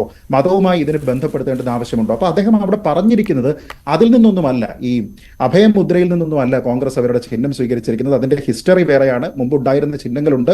ഏതൊരു ഘട്ടത്തിലാണ് ഇത് സ്വീകരിച്ചത്, പിന്നീട് നമ്മുടെ പാലക്കാട് ഹേമാംബിക ക്ഷേത്രത്തിലൊക്കെ വന്നതുമായി ബന്ധപ്പെട്ടുള്ള കഥകളെല്ലാം തന്നെ ഇവിടെ ഉണ്ട്. അപ്പോൾ ഞാൻ പറയുന്നത്, അദ്ദേഹം ഒരു സ്റ്റെല്ലാർ പ്രസംഗം അവിടെ നടത്തി എന്ന് പ്രതിപക്ഷത്തിന് പറയാമെങ്കിലും അതിൽ അദ്ദേഹം പറഞ്ഞിരിക്കുന്ന കാര്യങ്ങളിൽ പലതും വാസ്തവ വിരുദ്ധമാണ് എന്നുള്ളതും അത് പലതും തെറ്റാണ്. അങ്ങനെ അദ്ദേഹം പറയാൻ പാടില്ല. ഒരു ലാക്ക് ഓഫ് റിസർച്ച് അതിലുണ്ട്. ഇപ്പൊ ഉദാഹരണത്തിന് അഗ്നിവീർ സ്കീമിൽ അഗ്നിവീറുമായി ബന്ധപ്പെട്ട് അവിടെ വീരമൃത്യു വരിക്കുന്ന ആൾക്കാർക്ക് പണം നൽകിയിട്ടുണ്ടോ എന്നുള്ളത് വളരെ എലമെന്ററി ആയിട്ട് കോൺഗ്രസിന് നടത്താവുന്ന ഒരു റിസർച്ച് അദ്ദേഹം നടത്തിയിട്ടുണ്ടോ എന്നാണ് ഡോക്ടർ ധനുരാജ്. ശ്രീത്ത് പറഞ്ഞതുപോലെയുള്ള ഈ ആവശ്യത്തിനുള്ള റിസർച്ച് നടത്താതെ വന്നുള്ള ഒരു പ്രസംഗം, അതുപോലെ തന്നെ എന്താണോ താൻ ഉദ്ദേശിച്ച കാര്യങ്ങൾ അതിലേക്ക് ഉദാഹരണ സഹിതം വന്നതിന് ശേഷം അവസാനം അതിൽ ആവശ്യമില്ലാത്ത ചില രീതിയിലുള്ള ഒരു വ്യാഖ്യാനങ്ങൾ ചമച്ച് അബദ്ധത്തിൽ പോയി ചാടുക, അങ്ങനെ ഒരു കാര്യം സംഭവിച്ചോ ഇന്നലെ രാഹുൽ ഗാന്ധിക്ക് ലോക്സഭയിൽ? അതുകൊണ്ട് ഇപ്പോൾ പ്രധാനമന്ത്രി തനതായ ശൈലിയിൽ രാഹുലിനെ ഒരു പരിഹാസ രൂപേണ കാണുന്ന, നിസ്സാരനായി കാണുന്ന ഒരു രീതിയിലേക്ക് കാര്യങ്ങൾ കൊണ്ട് ചെന്നെത്തിക്കുകയും ചെയ്തു. അങ്ങനെ ഒരു വിലയിരുത്തൽ താങ്കൾക്കുണ്ടോ?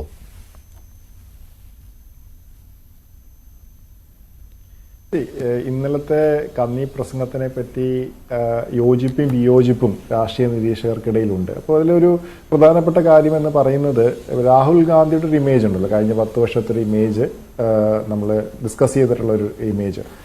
അതിൽ നിന്ന് വ്യത്യസ്തമായി രാഹുൽ ഗാന്ധി പ്രതിപക്ഷ സ്ഥാനം ഏറ്റെടുക്കാൻ തയ്യാറാവുകയും അത് തന്നെ പലപ്പോഴും പല സംശയങ്ങളും, പലർക്കും അത് ഉറപ്പുണ്ടായിരുന്നില്ല. പക്ഷെ അദ്ദേഹം ഈ പ്രാവശ്യം അത് ഏറ്റെടുക്കുന്നു. അതിനുശേഷം അദ്ദേഹം പ്രസംഗിക്കുന്നു. അപ്പോൾ പ്രസംഗം എന്താണ് അദ്ദേഹം പ്രസംഗിക്കുന്നു എന്നുള്ളത് അറിയാൻ എല്ലാവർക്കും ഒരു ആകാംക്ഷയുണ്ട്. അദ്ദേഹം ചെറിയ വാക്കുകളിൽ ഉപസംഹരിക്കുമോ അതോ ലോങ് സ്പീച്ച് നടത്തുമോ എന്നുള്ളത്. അതിൽ അദ്ദേഹം ആദ്യത്തെ ഘട്ടത്തിൽ, അതായത് ആദ്യ കന്നി പ്രസംഗം എന്ന നിലയിൽ അദ്ദേഹം ഒരു 1.5 മണിക്കൂറിലധികം നീണ്ടു നിൽക്കുന്ന ഒരു പ്രസംഗം ചെയ്യുന്നു. അവിടെ എനിക്ക് തോന്നിയൊരു കാര്യം എന്ന് പറയുന്നത്, ഈ പ്രതിപക്ഷ ഇപ്പൊ ഇതിനൊരു പൊളിറ്റിക്കൽ കോണ്ടസ്റ്റ് കൂടി നമുക്ക് കൊണ്ടുവരാം. നമുക്കിപ്പോ ഈ ഇലക്ഷൻ മുമ്പ് വരെ BJP അവരുടെ തന്നെ ഭൂരിപക്ഷത്തിൽ ഭരിക്കുമെന്നൊരു സ്ഥിതി ഉണ്ടായിരുന്നു. പക്ഷേ ഇലക്ഷൻ റിസൾട്ട് വന്നു കഴിഞ്ഞപ്പോഴാണ് മനസ്സിലായത് അവർക്ക് ഭൂരിപക്ഷം കിട്ടിയില്ല എന്നുള്ളതും. അവിടെ ഇവരെല്ലാവരും പറയുന്ന ഒരു കാര്യമുണ്ടല്ലോ, അലഹബാദ് കോൺസ്റ്റിറ്റ്യുവൻസിയില് UP BJP സ്ഥാനാർത്ഥി ജയിച്ചില്ല, അതുകൊണ്ട് അയോധ്യ നിർമ്മാണം എതിരാണ് ജനങ്ങൾ എന്നൊക്കെ പറയുന്നത്. അതെനിക്ക് തോന്നുന്നു വളരെ കെയർഫുൾ ആയിട്ട് സ്റ്റഡി ചെയ്യേണ്ട ഒരു കാര്യമായിട്ടാണ് എനിക്ക് തോന്നുന്നത്. കാരണം UP-യിലെ പരാജയം രാമക്ഷേത്രവുമായിട്ട് ബന്ധപ്പെടുത്തി കോൺഗ്രസ് അവകാശം ഉന്നയിക്കുമ്പോൾ വളരെ കോഷ്യസ് ആയിരിക്കണമെന്ന് എനിക്ക് തോന്നുന്നു. കാരണം നമ്മൾ കഴിഞ്ഞ ഇലക്ഷനിൽ നമ്മൾ പല അനാലിസിസുകളൊക്കെ കാണുകയും അതിനെപ്പറ്റി പഠിക്കുകയും ചെയ്യുമ്പോൾ എനിക്ക് തോന്നിയിട്ടുള്ള കാര്യം, രാമക്ഷേത്രം ഒരുപക്ഷെ ആദ്യത്തെ 3 കാര്യത്തിൽ പെട്ട ഒന്നായിരുന്നില്ല. പക്ഷെ രാമക്ഷേത്രം നമുക്ക് കംപ്ലീറ്റ് ആയിട്ട് വിസ്മരിക്കാൻ പറ്റില്ല. അതിലേക്കുള്ളൊരു ട്രാപ്പിലേക്കാണോ രാഹുൽ ഗാന്ധി ഇന്നലെ ചെന്ന് ചാടിയെന്നാണ് എനിക്ക് സംശയിക്കുന്നത്. കാരണം അദ്ദേഹം ഒരേ സമയം അദ്ദേഹത്തിന് BJP-നെ അറ്റാക്ക് ചെയ്യണം, BJP-യുടെ ഹിന്ദുത്വ ഐഡിയോളജിനെ അതായത് BJP-യുടെ ഹിന്ദുത്വ ഐഡിയോളജിനെ അറ്റാക്ക് ചെയ്യാനൊക്കെ അദ്ദേഹം ശ്രമം നടത്തുകയാണ്. പക്ഷെ ആ ശ്രമത്തിനിടയിൽ ചിലപ്പോൾ കുറച്ചൊക്കെ പാളിപ്പോകുന്നത് പോലെ എനിക്കും തോന്നി. കാരണം അദ്ദേഹം തന്നെ സ്വയം ട്രാപ്പിലേക്ക് ചെന്ന് ചാടുന്ന രീതിയിലേക്കുള്ള ഒരു പ്രസംഗം. കാരണം രാഹുൽ ഗാന്ധിയുടെ സ്പീച്ചുകളെല്ലാം വളരെ സ്പോണ്ടേനിയസ് സ്പീച്ചസ് ആയിട്ടാണ് എനിക്ക് തോന്നുന്നത്. നമുക്ക് പ്രസംഗത്തിൽ പല രീതികളുണ്ട്. ഇപ്പോൾ മോഡി ഒരു വലിയൊരു ഒറേറ്ററാണ്. അദ്ദേഹം നമ്മളിപ്പോൾ കഴിഞ്ഞ 10 വർഷം മാത്രമല്ല, കഴിഞ്ഞ 20 വർഷമായിട്ട് നമ്മൾ ഇന്ത്യൻ രാഷ്ട്രീയ രംഗത്ത് ഒറേറ്റേഴ്സിൽ ഗുജറാത്ത് മുഖ്യമന്ത്രിയായ തുടങ്ങിയ കാലം തൊട്ട് മോഡിയുടെ സ്പീച്ച്, നമ്മുടെ അദ്ദേഹത്തിന്റെ കണ്ടന്റിനെയൊക്കെ വിമർശിക്കാം, പക്ഷെ അദ്ദേഹം ഒരു ഒറേറ്ററാണ്. അതുകൊണ്ടാണല്ലോ അദ്ദേഹം പ്രചരണത്തിന് പോകുമ്പോൾ എല്ലാവർക്കും പ്രധാനമന്ത്രി വന്ന് പ്രചരണം നടത്തുന്നത് എത്രയും പ്രധാനപ്പെട്ട കാരണം അദ്ദേഹം നല്ലൊരു ഒറേറ്ററാണ്. അദ്ദേഹം പബ്ലിക്കിനെ എൻഗേജ് ചെയ്യും, പാർലമെന്റിൽ എൻഗേജ് ചെയ്ത് സംസാരിക്കും. അപ്പോൾ നമ്മൾ സംസാരിക്കുമ്പോൾ ഒരുപക്ഷെ അപ്പുറത്തിരിക്കുന്ന ആൾക്കാർ, പ്രതിപക്ഷം വെച്ചാൽ ഇവിടെ ഞാൻ പറയുന്ന ഭരണപക്ഷം, പ്രതിപക്ഷ നേതാവ് സംസാരിക്കുമ്പോൾ അപ്പുറത്തിരിക്കുന്ന ആൾക്കാർ, ട്രഷറി ബെഞ്ചിലിരിക്കുന്ന ആൾക്കാർ വളരെ സീനിയർ ആയിട്ടുള്ള പരിണിതപ്രചരായ രാഷ്ട്രീയ നേതൃത്വമാണ്. അത് കഴിഞ്ഞ 10 വർഷമായിട്ട് ഭരിക്കുന്ന ആൾക്കാരാണ്. അവർക്കൊരു സെറ്റ് ബാക്ക് ഉണ്ടായി എന്നതുകൊണ്ട് മാത്രം BJP വളരെ മോശമായ പ്രകടനമാണ് കാഴ്ചവെച്ചെന്നോ അല്ലെങ്കിൽ കോൺഗ്രസ് വലിയ രീതിയിൽ നല്ല രീതിയിൽ പ്രകടനം കാഴ്ചവെച്ചെന്നുള്ളൊരു രാഷ്ട്രീയ നിരീക്ഷണം എനിക്കില്ല. അതിന് പല കാരണങ്ങളുണ്ട്, അതിലേക്ക് ഞാൻ പോകുന്നില്ല. പക്ഷേ ഇവിടെ അദ്ദേഹം ഈ സിമ്പിൾസ് ഒക്കെ എടുത്ത് കാണിക്കുമ്പോൾ എനിക്ക് ഓർമ്മ വന്നത് കുറച്ച് നാൾ മുമ്പ്, നമ്മൾ കഴിഞ്ഞ 3-4 വർഷങ്ങൾക്ക് മുമ്പ് അദ്ദേഹം ഈ കഴിഞ്ഞ ഇലക്ഷൻ സമയത്ത് 2019 വേറൊരു കോലാഹലം ഉണ്ടായത്. അദ്ദേഹം ധരിച്ചിരുന്ന ഹിന്ദു ധർമ്മം അനുസരിച്ച് അദ്ദേഹം ധരിച്ചിരുന്ന വസ്ത്രം ഉടുപ്പ് മാറിയിട്ട് അദ്ദേഹം ഞാനൊരു പൂർണ്ണ ഹിന്ദു വിശ്വാസിയാണെന്ന് അത് സമർത്ഥിക്കാനുള്ള രീതിയും അദ്ദേഹം പല അമ്പലങ്ങളിലൊക്കെ ക്ഷേത്ര ദർശനങ്ങളൊക്കെ നടത്തുന്ന രീതിയൊക്കെ നമ്മൾ കണ്ടിട്ടുണ്ട്. അത് ഒരുപക്ഷെ ഇന്ത്യൻ ഇലക്ടറേറ്റിൽ എത്രത്തോളം അത് കൺവിൻസ് ആണ്. കാരണം ഹിന്ദു വോട്ടേഴ്സ് എത്രത്തോളം കോൺഗ്രസിൽ കൺവിൻസ്ഡ് ആവണം എന്നുള്ളതിനെ പറ്റി എനിക്ക് സംശയമുണ്ട്. അതാണോ കോൺഗ്രസിന്റെ സ്ട്രാറ്റജി എന്ന് അവർ പുനർപരിശോധിക്കണം. ഹിന്ദു ഐഡിയോളജിയെയും BJP-നെയും എതിർക്കുന്നത് പോലെയല്ല ഒരു ലാപ്സ് ഓഫ് ചിലപ്പോൾ ഒരു സെക്കൻഡിലുണ്ടാവുന്ന നമുക്കുണ്ടാവുന്ന ഒരു കുറച്ച് കെയർലെസ് ആയിട്ടുള്ളോ അല്ലെങ്കിൽ ചിലപ്പോൾ ഒരു ലാപ്സ് ഓഫ് മൂവ്മെന്റ് ആയിരിക്കാം. പക്ഷെ അതുകൊണ്ടുണ്ടാവുന്ന പ്രതികരണം വലുതാണ്. അതാണ് ഞാൻ മുമ്പ് പറഞ്ഞത്, ഒരു നരേറ്റീവ് ബിൽഡിംഗ് ആണ് ഇവിടെ നടക്കുന്നത്. നമ്മൾ രാഹുൽ ഗാന്ധിയുടെ പ്രസംഗം 5 മിനിറ്റ് കണ്ടാലും 50 സെക്കൻഡ് കാണുമ്പോഴൊക്കെ പല രീതിയിൽ നമുക്ക് വ്യാഖ്യാനിക്കാം. അത് എത്രത്തോളം നിങ്ങൾ കാണുന്നു, എത്രത്തോളം നിങ്ങൾ അതിനെ മനസ്സിലാക്കുന്നു, അദ്ദേഹത്തിന്റെ ബോഡി ലാംഗ്വേജ് എങ്ങനെയായിരുന്നു, അദ്ദേഹം ട്രഷറി ബെഞ്ചിലേക്കാണ് നോക്കിക്കൊണ്ടിരുന്നത് അതോ അദ്ദേഹത്തിന്റെ സഹപ്രവർത്തകരെയാണ് നോക്കിക്കൊണ്ടിരുന്നത്, ഇത് ഓരോ സെക്കൻഡ് മാറും തോറും അതിന്റെ പ്രതികരണങ്ങളും വ്യാഖ്യാനങ്ങൾ മാറും. അപ്പോൾ അദ്ദേഹം ഇന്നലെ ഇപ്പോൾ കോൺഗ്രസ് ഈ പ്രാവശ്യം ഇലക്ഷൻ ജയിച്ചതിന്റെ പ്രധാന കാരണമായി അവർ ചൂണ്ടിക്കാണിക്കുന്നത് നാട്ടിൽ ഇൻഫ്ലേഷൻ ഉണ്ട്, അഗ്നിവീർ പദ്ധതിയിൽ ഒരുപാട് ആൾക്കാർ അസംതൃപ്തരാണ്, അവർക്ക് പിന്നീട് ജോലിയിൽ നിന്ന് പിരിഞ്ഞു വന്നു കഴിഞ്ഞാൽ എന്ത് ജോലിയാണ് ഇവിടെ കിട്ടുക എന്നുള്ളതിനെ പറ്റി സംശയങ്ങളുണ്ട്, തൊഴിലില്ലായ്മ വലിയൊരു പ്രശ്നമാണ്. ഒരുപക്ഷെ എനിക്ക് തോന്നുന്നു അദ്ദേഹം അതിനെ കുറച്ചുകൂടി കൂടുതലായിട്ട് പൊളിറ്റിക്കലി ഗവൺമെന്റിന്റെ പുതിയ ആശയങ്ങളെയും അല്ലെങ്കിൽ നയങ്ങളെയൊക്കെ അറ്റാക്ക് ചെയ്യുന്ന രീതിയിലേക്ക് പോയിരുന്നെങ്കിൽ കുറച്ചുകൂടെ മെച്ചപ്പെട്ടേനെ എന്നാണ് എനിക്ക് തോന്നുന്നത്. കാരണം ഇപ്പോൾ നമ്മൾ പ്രധാനമന്ത്രി അത്രയും വളരെ ജാഗരൂകനായിട്ടാണ് ആ പ്രസംഗം കേട്ടതിൻ്റെ ഒരു പ്രധാന ഉദാഹരണമാണ് അദ്ദേഹം ആ നിമിഷം തന്നെ അദ്ദേഹം എഴുന്നേറ്റ് ചെയ്യുന്നത്, ഇന്ററപ്റ്റ് ചെയ്യുന്നത്. ഇത് നിങ്ങൾ ഹിന്ദുക്കളെല്ലാവരെയും അടച്ചാക്ഷേപിക്കുന്നു എന്നുള്ളത് അതേ രീതിയിലുള്ള കെയർഫുൾ ആയിട്ടുള്ള ഒരു പ്രസന്റേഷനാണ് കോൺഗ്രസ് നേതൃത്വം നടത്തേണ്ടത്. കാരണം അവർ മനസ്സിലാക്കണം, ഇത് രാജ്യം മുഴുവനും ആൾക്കാർ ടെലിവിഷനിലൂടെയും പിന്നീട് ചാനലുകളിലൂടെയും യൂട്യൂബിലൂടെയൊക്കെ കണ്ടുകൊണ്ടിരിക്കുകയാണ്. അപ്പോൾ അവിടെ വരുന്നത് ലൈവ് പോലെ ആയിരിക്കില്ല, അവിടെ വരുന്നത് ഓരോരോ സ്പ്ലിറ്റ് വീഡിയോസ് ആയിരിക്കും. ഓരോ 2 മിനിറ്റിന്റെ 3 മിനിറ്റിന്റെ വീഡിയോ ഒക്കെ ആയിരിക്കും ഇൻസ്റ്റാഗ്രാമിലൊക്കെ വരുന്നത്. അപ്പോൾ അവിടെ മുൻ സമയങ്ങളെക്കാൾ വളരെയധികം മെച്ചപ്പെട്ട രീതിയിലായിരുന്നുവല്ലോ രാഹുലിന്റെ പ്രസംഗത്തെ രാജ്യം സ്വീകരിച്ചത് എന്ന കാര്യത്തിൽ താങ്കൾക്ക് സംശയമില്ലല്ലോ, അല്ലെ? തീർച്ചയായും. അല്ല, തീർച്ചയായും. അതെ, ഞാൻ പറഞ്ഞല്ലോ 1 മണിക്കൂർ ഇന്നത് നാഷണൽ മീഡിയ അതിനെ പറ്റി ഡിസ്കസ് ചെയ്തല്ലോ. നമ്മൾ ഇന്നലത്തെ പല ചർച്ചകളും ഒരുപക്ഷെ ഇന്ന് നമ്മൾ ചർച്ച ചെയ്യുന്ന പോലെ അതുകൊണ്ടാണല്ലോ. കാരണം രാഹുൽ ഗാന്ധി അത്രയും സംസാരിച്ചതിന് മുമ്പ് അദ്ദേഹം ശ്രീജിത്ത് പറഞ്ഞതുപോലെ തന്നെ രാഹുൽ ഗാന്ധിക്കുള്ളൊരു മറുപടി അല്ല ഇതൊരു പ്രസിഡന്റിന്റെ സ്പീച്ചിനുള്ള ഒരു ഹെഡ് ഓഫ് ദ ഗവൺമെന്റിന്റെ പ്രധാനമന്ത്രി എന്ന നിലയിലുള്ള അദ്ദേഹത്തിന്റെ മറുപടിയാണെന്ന് കൊടുക്കുന്നത്. മോഡി ഒരിക്കലും അങ്ങനെ ഒരു ട്രാപ്പിലൊന്നും ചെന്ന് വീഴാൻ സാധ്യതയില്ല എന്നാണ് അദ്ദേഹത്തിന്റെ പ്രസംഗം ഇത്രനാൾ ഞാൻ കണ്ടതും കേട്ടതെന്ന് മനസ്സിലാക്കിയിട്ടുള്ളത്. അദ്ദേഹം വളരെ കൃത്യമാണ്. അദ്ദേഹത്തിന്റെ മെസ്സേജ് എവിടെയൊക്കെ കൊടുക്കണം, എങ്ങനെ കൊടുക്കണം എന്നുള്ളതൊക്കെ അറിയാം. പക്ഷെ ഇതിന്റെ പുറമെ നമ്മൾ ആ നെറേറ്റീവ് ബിൽഡിങ്ങിലാണ് രണ്ട് പാർട്ടികൾ. അത് BJP എപ്പോഴും നെറേറ്റീവ് ബിൽഡിങ്ങിൽ വളരെ സമർത്ഥരാണ്. കോൺഗ്രസിന് ഒരുപക്ഷെ അത് ഇപ്പോഴും ഒരു എന്താ അവർ വളരെയധികം മെച്ചപ്പെട്ടിട്ടുണ്ടെങ്കിൽ കുറെ അധികം കൂടി മുന്നോട്ട് പോകാനുണ്ട് എന്നാണ് എനിക്ക് തോന്നുന്നത്. ഇനിയുള്ള ഈ സന്ദർഭങ്ങളിലെല്ലാം രാഹുൽ ഒരുപക്ഷെ ഇന്ന് അദ്ദേഹം സംസാരിക്കാതിരുന്നതും അതുകൊണ്ടായിരിക്കാം എനിക്ക് തോന്നുന്നു. ശരിയാണ്. ആ ഒരു രീതിയിൽ അതേ ഒരു ബാക്ക് ഫുട്ടിലായി എന്ന് പറയാൻ പറ്റില്ല. പക്ഷേ സഭാ മര്യാദകൾ പാലിക്കുന്നില്ല എന്ന രീതിയിലുള്ള ഒരു നറേഷൻ അതിന് നൽകുകയായിരുന്നുവല്ലോ ഭരണപക്ഷം, ഇല്ലേ? ഇന്നത്തെ NDA പാർലമെന്ററി പാർട്ടി യോഗത്തിലെ വാർത്ത കൂടി പുറത്തു വന്നപ്പോൾ അങ്ങനെ ഒരു പ്രതീതി കൂടി ഉണ്ടായി. അപ്പോൾ അത് കണ്ടറിഞ്ഞുകൊണ്ടുള്ള ഒരു ടാക്ടിക്കലായുള്ള അപ്രോച്ച് അല്ലേ? അതെ.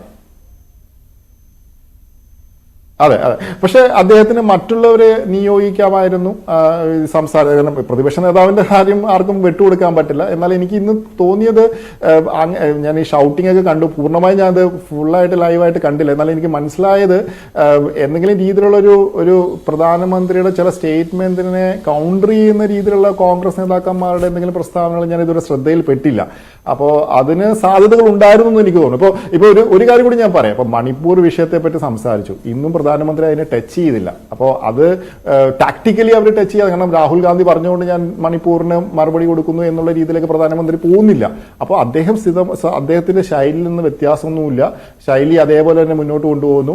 രാഹുൽ ഗാന്ധിനെ ഒരുപക്ഷെ അവര് കുറച്ച് സീരിയസ് ആയിട്ട് എടുത്തിട്ടുണ്ടെന്നാണ് എനിക്ക് തോന്നുന്നത് ഇന്നലത്തെ സ്പീച്ചിന് ശേഷം. കാരണം നമ്മൾ കഴിഞ്ഞ തവണ നമ്മൾ കമ്പാരിസൺ കൂടി ആവശ്യമാണ്. നമ്മൾ കഴിഞ്ഞ തവണ ലോക്സഭയിലെ പ്രതിപക്ഷ നേതാവ് അധീർ രഞ്ജൻ ചൗധരി ആയിരുന്നു. അദ്ദേഹം സംസാരിക്കുന്നതിനേക്കാളും കുറച്ചുകൂടി നന്നായിട്ട് അദ്ദേഹം ഇന്നലെ രാഹുൽ ഗാന്ധി സംസാരിച്ചായിട്ട് എനിക്ക് തോന്നുന്നു. പിന്നെ രാഹുൽ ഗാന്ധിയുടെ വ്യക്തി എന്ന നിലയിൽ, ഗാന്ധി കുടുംബത്തിൽ നിന്നുള്ള ഒരാളെന്ന നിലയിൽ, അവർ പ്രൊജക്ട് ചെയ്യുന്ന നേതാവ് എന്ന നിലയിൽ അതിന് കൂടുതൽ പ്രാധാന്യവും കോൺഗ്രസ് കൊടുക്കുന്നുണ്ട്. അപ്പൊ അവിടെ ഞാൻ KC വേണുഗോപാലൊക്കെ ഇന്ന് സംസാരിക്കുന്നത് ശ്രദ്ധിച്ചു. പക്ഷെ എന്നാലും എനിക്ക് തോന്നുന്നത് രാഹുൽ ഗാന്ധി കുറച്ചുകൂടി കെയർഫുൾ ആയിരിക്കണം. ഈ ഒരു ആദ്യത്തെ കന്നി പ്രസംഗം കഴിഞ്ഞപ്പോൾ ഇങ്ങനെയുള്ള, അത് പ്രത്യേകിച്ച് ഹിന്ദുത്വ ഐഡിയോളജി നമ്മൾ ഒരിക്കലും BJP ആയിട്ട് ഡിബേറ്റ് ചെയ്തൊന്നും പ്രൂവ് ചെയ്യാനൊന്നും പറ്റുമെന്ന് എനിക്ക് തോന്നുന്നില്ല. അത് നിങ്ങൾക്ക് രാഷ്ട്രീയമായി തന്നെ നേരിടാം, പക്ഷെ ഉപയോഗിക്കുന്ന വാക്കുകളും എല്ലാം നോർത്തിലും സൗത്തിലും. ഇന്നലെ രാഹുൽ ഗാന്ധി ലോക്സഭയിൽ നടത്തിയ പ്രസംഗം, അതിലെ പാളിച്ചകൾ ശ്രീജിത്ത് പണിക്കർ ഇവിടെ എണ്ണി പറഞ്ഞിരുന്നു. ഞാൻ അതുകൊണ്ട് തന്നെ ചോദ്യത്തിലേക്ക് പോകുന്നില്ല, അതിനുള്ള താങ്കളുടെ മറുപടി. അതുപോലെ തന്നെ മറ്റൊരു കാര്യം ശരിയാണ്, ഇപ്പോൾ മോദിയുടെ ഇന്നത്തെ പ്രസംഗം ചർച്ച ചെയ്യുന്നതിനേക്കാൾ ഇന്നലത്തെ രാഹുലിൻ്റെ പ്രസംഗത്തിലേക്ക് ശ്രദ്ധ വീണ്ടും പോവുകയാണ്. കാരണം മോദിയുടെ പ്രസംഗത്തിൽ പുതുമയില്ല, അത് പ്രതീക്ഷിച്ച പോലെയാണ്. പക്ഷേ രാഹുൽ അതൊരു പുതിയ രീതിയിൽ അദ്ദേഹം അവതരിപ്പിച്ചു. പക്ഷേ ശ്രീജിത്ത് പറഞ്ഞ കുറേയേറെ കാര്യങ്ങളുണ്ടല്ലോ, അതിൽ എത്രത്തോളം പക്വതയില്ലായ്മ ഉണ്ടായിരുന്നുവെന്ന് അതിനുള്ള മറുപടി. ഞാൻ എന്റെ പ്രസന്റേഷനിൽ, ആദ്യത്തെ റൗണ്ടിലുള്ള എന്റെ പ്രസന്റേഷനിൽ ഞാൻ പറഞ്ഞ വാക്ക് എന്ന് പറയുന്നത് ഭരണപക്ഷം കഴിഞ്ഞ 10 വർഷം ഡോമിനേറ്റ് ചെയ്തു എന്നുള്ളതാണ്. ഞാൻ ഹൈജാക്ക് ചെയ്തു എന്നുള്ളൊരു വാക്കല്ല, ഡോമിനേറ്റ് ചെയ്തു. വളരെ കൃത്യമായിട്ട് നമുക്കറിയാം, പ്രതിപക്ഷത്തിന് അർഹമായ ഒരു സ്പേസ് പോലും കൊടുക്കാതെയുള്ള ഒരു ഡോമിനേഷനാണ് കൃത്യമായിട്ടുണ്ടായത്, എല്ലാ ജനാധിപത്യ വിരുദ്ധമായ രീതിയിൽ പോലും. രാഹുൽ ഗാന്ധിയൊക്കെ എങ്ങനെയാണ് ഡിസ്ക്വാളിഫൈ ചെയ്തെന്നുള്ളതൊക്കെ നമുക്ക് വളരെ കൃത്യമായിട്ട് അറിയാം. അദ്ദേഹം എന്താണ് മോദിയും അദാനിയും തമ്മിലുള്ള ബന്ധം എന്താണെന്ന് ചോദിച്ചപ്പോൾ തൊട്ടടുത്ത് വരുന്നത് രാഹുൽ ഗാന്ധിയെ പിന്നെ ഡിസ്ക്വാളിഫൈ ചെയ്തെന്നുള്ള വാർത്ത വരുന്നു. ഞാൻ ഉദ്ദേശിച്ചത് എന്ന് പറയുന്നത്, എങ്ങനെയാണ് ഭരണപക്ഷം കഴിഞ്ഞ 10 വർഷം ഡോമിനേറ്റ് ചെയ്തു, അല്ലെ പ്രതിപക്ഷത്തിന് അർഹമായ ഒരു സ്പേസ് നൽകിയില്ല, ഇനി അങ്ങനെ ഒരിക്കലും പിന്നെ ഇനി ലോക്സഭയിൽ അങ്ങനെ ഉണ്ടാവില്ല എന്നാണ് ഞാൻ സൂചിപ്പിച്ചത്. പിന്നെ രാഹുൽ ഗാന്ധിക്ക് അദ്ദേഹത്തിന്റെ ഇന്നത്തെ പ്രസന്റേഷനിൽ എവിടെയെങ്കിലും പാളിച്ച പറ്റിയെന്ന് എനിക്ക് തോന്നുന്നില്ല. കാരണം അദ്ദേഹം വളരെ കൃത്യമായി തന്നെ അദ്ദേഹത്തിന്റെ രാഷ്ട്രീയം കമ്മ്യൂണിക്കേറ്റ് ചെയ്തിട്ടുണ്ട്. കാരണം ഇത്ര നല്ലൊരു വേദി ഇതല്ലാതെ മറ്റൊരു വേദി കിട്ടില്ല. കാരണം ലോക്സഭയിൽ കാരണം രാജ്യം മുഴുവൻ ഉറ്റുനോക്കുന്നു, ദേശീയ മാധ്യമങ്ങൾ മുഴുവൻ പിന്നെ ലൈവായിട്ട് അത് വരുന്നു, അല്ലെങ്കിൽ സ്ട്രീം പിന്നെ ടെലികാസ്റ്റ് ചെയ്യുന്നു, ആളുകൾ മുഴുവൻ അത് ശ്രദ്ധിക്കുന്നു. അപ്പോൾ കൃത്യമായി തന്നെ രാഹുൽ ഗാന്ധി അദ്ദേഹത്തിന്റെ രാഷ്ട്രീയം പറഞ്ഞിട്ടുണ്ട്. ഇവിടെ പറയുന്നു, അല്ലെങ്കിൽ രാഹുൽ ഗാന്ധി അവിടെ ഹിന്ദു മതവുമായി ബന്ധപ്പെട്ട കാര്യങ്ങൾ അത് പറയേണ്ടതില്ല. പക്ഷെ അദ്ദേഹം അത് പോസിറ്റീവ് കോൺടെക്സ്റ്റിലാണ് പറഞ്ഞത്. കാരണം എന്താണ്? കാരണം നമുക്കറിയാം, ഈ BJP വളരെ കൃത്യമായി തന്നെ ഇവിടെ ശ്രമിച്ചുകൊണ്ടിരിക്കുന്നത് കോൺഗ്രസ് എന്ന് പറയുന്ന ഒരു പ്രത്യേക മതത്തിന്റെ മാത്രം റെപ്രസെന്റ് ചെയ്യുന്ന പാർട്ടിയാണ്. ബഹുമാനപ്പെട്ട പ്രധാനമന്ത്രി പോലും എന്താ പറഞ്ഞത്, കോൺഗ്രസ് അധികാരത്തിൽ വന്നാൽ എല്ലാം നുഴഞ്ഞുകയറ്റക്കാരായ ആളുകൾക്ക് വേണ്ടി പിന്നെ ഇത് കൊടുക്കും, അല്ലെങ്കിൽ കൂടുതൽ കുഞ്ഞുങ്ങളെ ഉത്പാദിപ്പിക്കുന്നവർക്ക് വേണ്ടി മൊത്തം കൊടുക്കും, നിങ്ങളുടെ കെട്ടുപാട് പിന്നെ കോൺഗ്രസ് പിടിച്ചു പറിച്ചുകൊണ്ട് അവർക്ക് വേണ്ടി കൊടുക്കും, അല്ലെങ്കിൽ ഇന്ത്യൻ ക്രിക്കറ്റ് ടീമിൽ പോലും ഇന്ന മതവിഭാഗത്തിൽപ്പെടുന്ന ആളുകൾക്കായിരിക്കും പ്രാതിനിധ്യം നൽകാൻ പോകുന്നത് എന്ന് പറയുന്നത് കോൺഗ്രസിനെ ഇങ്ങനെ ആക്ഷേപിച്ച് ടാർഗറ്റ് ചെയ്ത് കോൺഗ്രസിന് പ്രത്യേക വിഭാഗത്തിന് മാത്രമാണ് എന്ന രീതിയിലുള്ള ഒരു നരേറ്റീവാണ് പിന്നെ കഴിഞ്ഞ കാലങ്ങളിൽ മുഴുവൻ. കാരണം അങ്ങനെ കോൺഗ്രസിന്റെ വേരറക്കുക എന്നതായിരുന്നു ഇവിടെ കൃത്യമായി തന്നെ നരേന്ദ്രമോദിയും BJPയും കൃത്യമായി തന്നെ ഫോക്കസ് ചെയ്തുകൊണ്ടിരുന്നത്. അപ്പോൾ കൃത്യമായി രാഹുൽ ഗാന്ധിക്ക് ഒരു പ്ലാറ്റ്ഫോം കിട്ടി. രാഹുൽ ഗാന്ധി പറഞ്ഞത് എന്താ രാഹുൽ ഗാന്ധി ഭരണപക്ഷത്തിന്റെ ബെഞ്ചിൽ എന്നൊക്കെ പറഞ്ഞത്? കാരണം ഇത്ര ഒരു വിശാലമായ ഒരു മതം, ഞാൻ പറഞ്ഞതുപോലെ സഹിഷ്ണുതയുടെ കൃത്യമായിട്ടുള്ള സമഭാവനയുടെ എല്ലാവരെയും ചേർത്ത് നിർത്തുന്ന ഒരു ഹിന്ദുവിസത്തിന്റെ ഒരു അസിമുലേഷൻ ഉണ്ട്. മാത്രം കൃത്യമായി ചേർത്ത് നിർത്തുന്ന ഒരു മതത്തെ പിന്നെ നിങ്ങൾ അങ്ങ് ഹൈജാക്ക് ചെയ്യാം. ഇവിടെ ഞാൻ ശ്രീജിത്ത് പണിക്കർ ഉപയോഗിച്ച വാക്കിയൊക്കെ ഹൈജാക്ക് ചെയ്യാം, നിങ്ങളുടെ മാത്രം ഒരു കുത്തകയാക്കി മാറ്റിക്കൊണ്ട്, അല്ല അതിന്റെ ആശയങ്ങൾ മുഴുവൻ അതിന്റെ പ്രയോക്താക്കളും വക്താക്കളും നിങ്ങൾ മാത്രമാണ് പിന്നെ ആ മതത്തിന് വേണ്ടി നിൽക്കുന്നത്. പക്ഷേ നിങ്ങൾ ആ മതത്തിന്റെ സാർവലൗകിക മൂല്യങ്ങളല്ല രാഹുൽ ഗാന്ധി പറഞ്ഞത്. നിങ്ങൾ ഹിംസയെ കുറിച്ച് പറയുന്നു, പക്ഷെ ഒരിക്കലും ഹിന്ദു മതത്തില് ഒരിക്കലും ഹിംസയെ കുറിച്ചല്ല പറയുന്നത്, ഹിന്ദുമതം ഹിംസയെ കുറിച്ചാണ്. ഇവിടെ അതുപോലെ ഒരിക്കലും ശ്രീ രാഹുൽ ഗാന്ധി പരമശിവന്റെ പിന്നെ കൈചിഹ്നത്തെയാണ് കോൺഗ്രസ് കടമെട്ടെന്നല്ല പറഞ്ഞത്. അദ്ദേഹം പറഞ്ഞത് വി ഗോട്ട് ഇൻസ്പിറേഷൻ, ഞങ്ങൾക്ക് പ്രചോദനം കിട്ടി. കാരണം എന്താ, നിർഭയം, അതില് ഒരു വലിയ ആശയമുണ്ട്. കാരണം രാഹുൽ ഗാന്ധി അദ്ദേഹത്തിന്റെ ഭാരതോടെ യാത്ര മുഴുവൻ അദ്ദേഹം പറയുന്നത് നിർഭയത്തെ കുറിച്ച് അദ്ദേഹം പറയുന്നത്, ഒന്നിന്റെ മുമ്പിൽ ഭയപ്പെടാതെ ശിരസ് ഉയർത്തി നിൽക്കുന്ന, ഒന്നിനെയും ഭയപ്പെടുവാൻ. കാരണം അതുകൊണ്ടാണ് കൃത്യമായി 20 കേസുകളാണ് രാജ്യത്തെ വിവിധ കോടതികളിൽ രാഹുൽ ഗാന്ധിക്കുള്ളത്. അതിൽ 12 കേസുകൾ എന്ന് പറയുന്നത് RSS നേരിട്ട് നൽകിയതാണ് ഗാന്ധിക്കെതിരെ. അത് കൃത്യമായി തന്നെ അദ്ദേഹം എന്താ RSSനെ പോലും വെല്ലുവിളിച്ചുകൊണ്ട് കൃത്യമായി തന്നെ അല്ലെ ഗാന്ധി മതത്തിൽ പോലും RSSന് പങ്കുണ്ട് എന്ന് വിളിച്ചു പറഞ്ഞതിന് പേരിലാണ് രാഹുൽ ഗാന്ധിക്കെതിരെ RSS പിന്നെ കോടതിയിൽ കേസ് നൽകിയിരിക്കുന്നത്. രാഹുൽ ഗാന്ധി നിർഭയത്വം, അതുകൊണ്ടാണ് രാഹുൽ ഗാന്ധി പറഞ്ഞത് പരമശിവന്റെ കഴുത്തിൽ അണിഞ്ഞിരിക്കുന്ന ആഭരണമായി അണിഞ്ഞിരിക്കുന്ന സർപ്പം, പക്ഷെ മരണം തൊട്ടിട്ടുണ്ട്, അല്ലെ അഗ്നികുണ്ഡമാകുന്ന മരണത്തിട്ടുണ്ടെങ്കിലും അതിനെ പോലും ഭയക്കാതെ ഇതിനെ സിംബോളിക്കായിട്ടും. കാരണം എന്താ, ഈ എന്തുകൊണ്ടാണ് ഈ സിംബോളിക് ആയിട്ടുള്ള കാര്യങ്ങളൊക്കെ ഉപയോഗിക്കുന്നത്? കാരണം ഏറ്റവും സാധാരണക്കാരായ ആളുകൾ, അല്ലെ എന്നെയോ ശ്രീജിത്ത് പഠിക്കുന്നത് പോലെ ഒരു ഭൗതികമായി നിൽക്കുന്ന ആണ് അല്ല ഈ രാജ്യത്ത് ബഹുഭൂരിപക്ഷം എന്ന് പറയുന്നത്. ഈ രാജ്യത്തെ ബഹുകോടി ആളുകൾ പറയുന്നത് സാധാരണക്കാരാളുകൾ. അവരിലേക്ക് ഈ ആശയം കൃത്യമായി കമ്മ്യൂണിക്കേറ്റ് ചെയ്യണമെങ്കിൽ പിന്നെ എന്താണ് കോൺഗ്രസ് റെപ്രസെന്റ് ഹിന്ദുയിസം? കാരണം 1925 RSS രൂപം കൊണ്ട് അന്ന് മുതൽ നിൽക്കുന്നത് ഈ രണ്ട് നരേറ്റീവാണ് കൃത്യമായി തന്നെ. ഹിന്ദുത്വം എന്ന ആശയം 1923 VD സവർക്കർ കൊണ്ടുവരുമ്പോൾ തൊട്ട് എന്താ ഈ ഹിന്ദുവിസത്തെ മുഴുവൻ ഉപയോഗിക്കാൻ വേണ്ടി അവിടെയാണ് ഈ പറയുന്ന ഉദയനിധിമാരന്റെ. എന്തുകൊണ്ടാണ് കോൺഗ്രസ് അതിന്റെ അകത്ത് പിന്നെ ഇടപെട്ട് പ്രതികരിക്കാത്തത് എന്ന് ചോദിച്ചാൽ, ദ്രാവിഡ രാഷ്ട്രീയത്തിൽ ഇന്നാമലെ അവിടെ വന്നുകൊണ്ട് ഈ പറയുന്ന ദ്രാവിഡ സംസ്കാരത്തെയും പാരമ്പര്യത്തെയും അറ്റാക്ക് ചെയ്തപ്പോൾ, കാരണം DMK ദ്രാവിഡ കഴകം 40 രൂപം കൊണ്ട് അന്നു മുതൽ പെരിയോർ രാമസ്വാമി നായ്ക്കറുടെ കാലം മുതൽ എന്താ ബ്രാഹ്മണിക്കൽ ഹെജമണി, അല്ല ഹിന്ദുവിസത്തെ അല്ല, സനാതന ധർമ്മത്തെയും ബ്രാഹ്മണിക്കൽ ഹെജമണി. എങ്ങനെയാണ് ബ്രാഹ്മണ സമഗ്രാധിപത്യം, ബ്രാഹ്മണ ആധിപത്യത്തിലൂടെ ഈ ഹിന്ദുവിസത്തെ, കാരണം ഇന്ത്യയുടെ ജനസംഖ്യയുടെ ഒരു 3% പോലും ഇല്ലാത്ത ഈ ബ്രാഹ്മണിക്കൽ അവരെങ്ങനെയാണ് ഹിന്ദുവിസത്തിന്റെ മുഴുവൻ അവകാശമാക്കി മാറ്റും? നമുക്കറിയാം സ്വാമി വിവേകാനന്ദനെ പോലും ഈ പറയുന്ന സനാതന ധർമ്മത്തെ കുറിച്ച് വരുന്ന സ്വാമി വിവേകാനന്ദനെ പോലും ഈ പറയുന്ന കാവ്യ പതപ്പിക്കാൻ വേണ്ടി നടക്കുന്ന സ്ഥിതികൾ. അപ്പോൾ ആ ഒരു ദ്രാവിഡ രാഷ്ട്രീയത്തിന്റെ പശ്ചാത്തലത്തിൽ ഇതുപോലെയുള്ള കൊക്കൽ വാങ്ങലുകൾ അതുകൊണ്ടാണ് കോൺഗ്രസ് ആ വിഷയത്തിൽ പ്രതികരിക്കുന്നത്. പക്ഷേ ഈ അഗ്നിവീറിന്റെ കാര്യത്തിൽ തന്നെ ഇത് ശ്രീജിത്ത് അത് എടുത്തു പറഞ്ഞിരുന്നു, വേണ്ടത്ര ഒരു ആരോടെങ്കിലും ചോദിച്ചാൽ പോലും മനസ്സിലാകാവുന്ന കാര്യമായിരുന്നു. കാരണം അതിൻ്റെ പ്രതികരണങ്ങൾ പിന്നീട് വന്നത് രാഹുൽ ഗാന്ധി ലോക്സഭയിൽ നടത്തിയ ആ പ്രസംഗം, അതിൽ ഫാക്ച്വൽ എറേഴ്സ് ഉണ്ട് എന്നുള്ളതാണ്. അങ്ങനെ ഒരു പ്രതിപക്ഷ നേതാവ് ലോക്സഭയിൽ തൻ്റെ കന്നിപ്രസംഗം നടത്തുമ്പോൾ അതിൽ ഇത്തരത്തിൽ, കന്നിപ്രസംഗം എന്നല്ല ഏതൊരു പ്രസംഗം നടത്തുമ്പോഴും ഇത്തരത്തിലുള്ള തെറ്റുകൾ വന്നുകൂടാത്തതാണല്ലോ. അത് പക്ഷേ ശ്രദ്ധിക്കായ്മയാണ്. അങ്ങനെയുള്ള അപക്വമായ സമീപനങ്ങളുണ്ടായി. ഇതുവരെ ഒരു ദേശീയ തലത്തിലുള്ള ഒരു നിരീക്ഷണമോ രാഹുൽ ഗാന്ധിക്ക് എന്താ ഫാക്ച്വൽ എറർ എന്തെങ്കിലും സംഭവിച്ചതായി, അല്ല രാഹുൽ ഗാന്ധി യാഥാർത്ഥ്യത്തെ വളച്ചൊടിച്ചതായിട്ടുള്ള ഒന്നും വന്നിട്ടില്ല. ഇവിടെ പ്രത്യേക മുഴുവൻ വിജയിച്ചു എന്നുള്ളതല്ല പറയുന്നത്. കാരണം അയോധ്യയെ ഒരു സിംബോളിക് ആയിട്ടാണ് പറയുന്നത്. അയോധ്യയിൽ നിങ്ങൾ പരാജയപ്പെട്ടില്ലേ?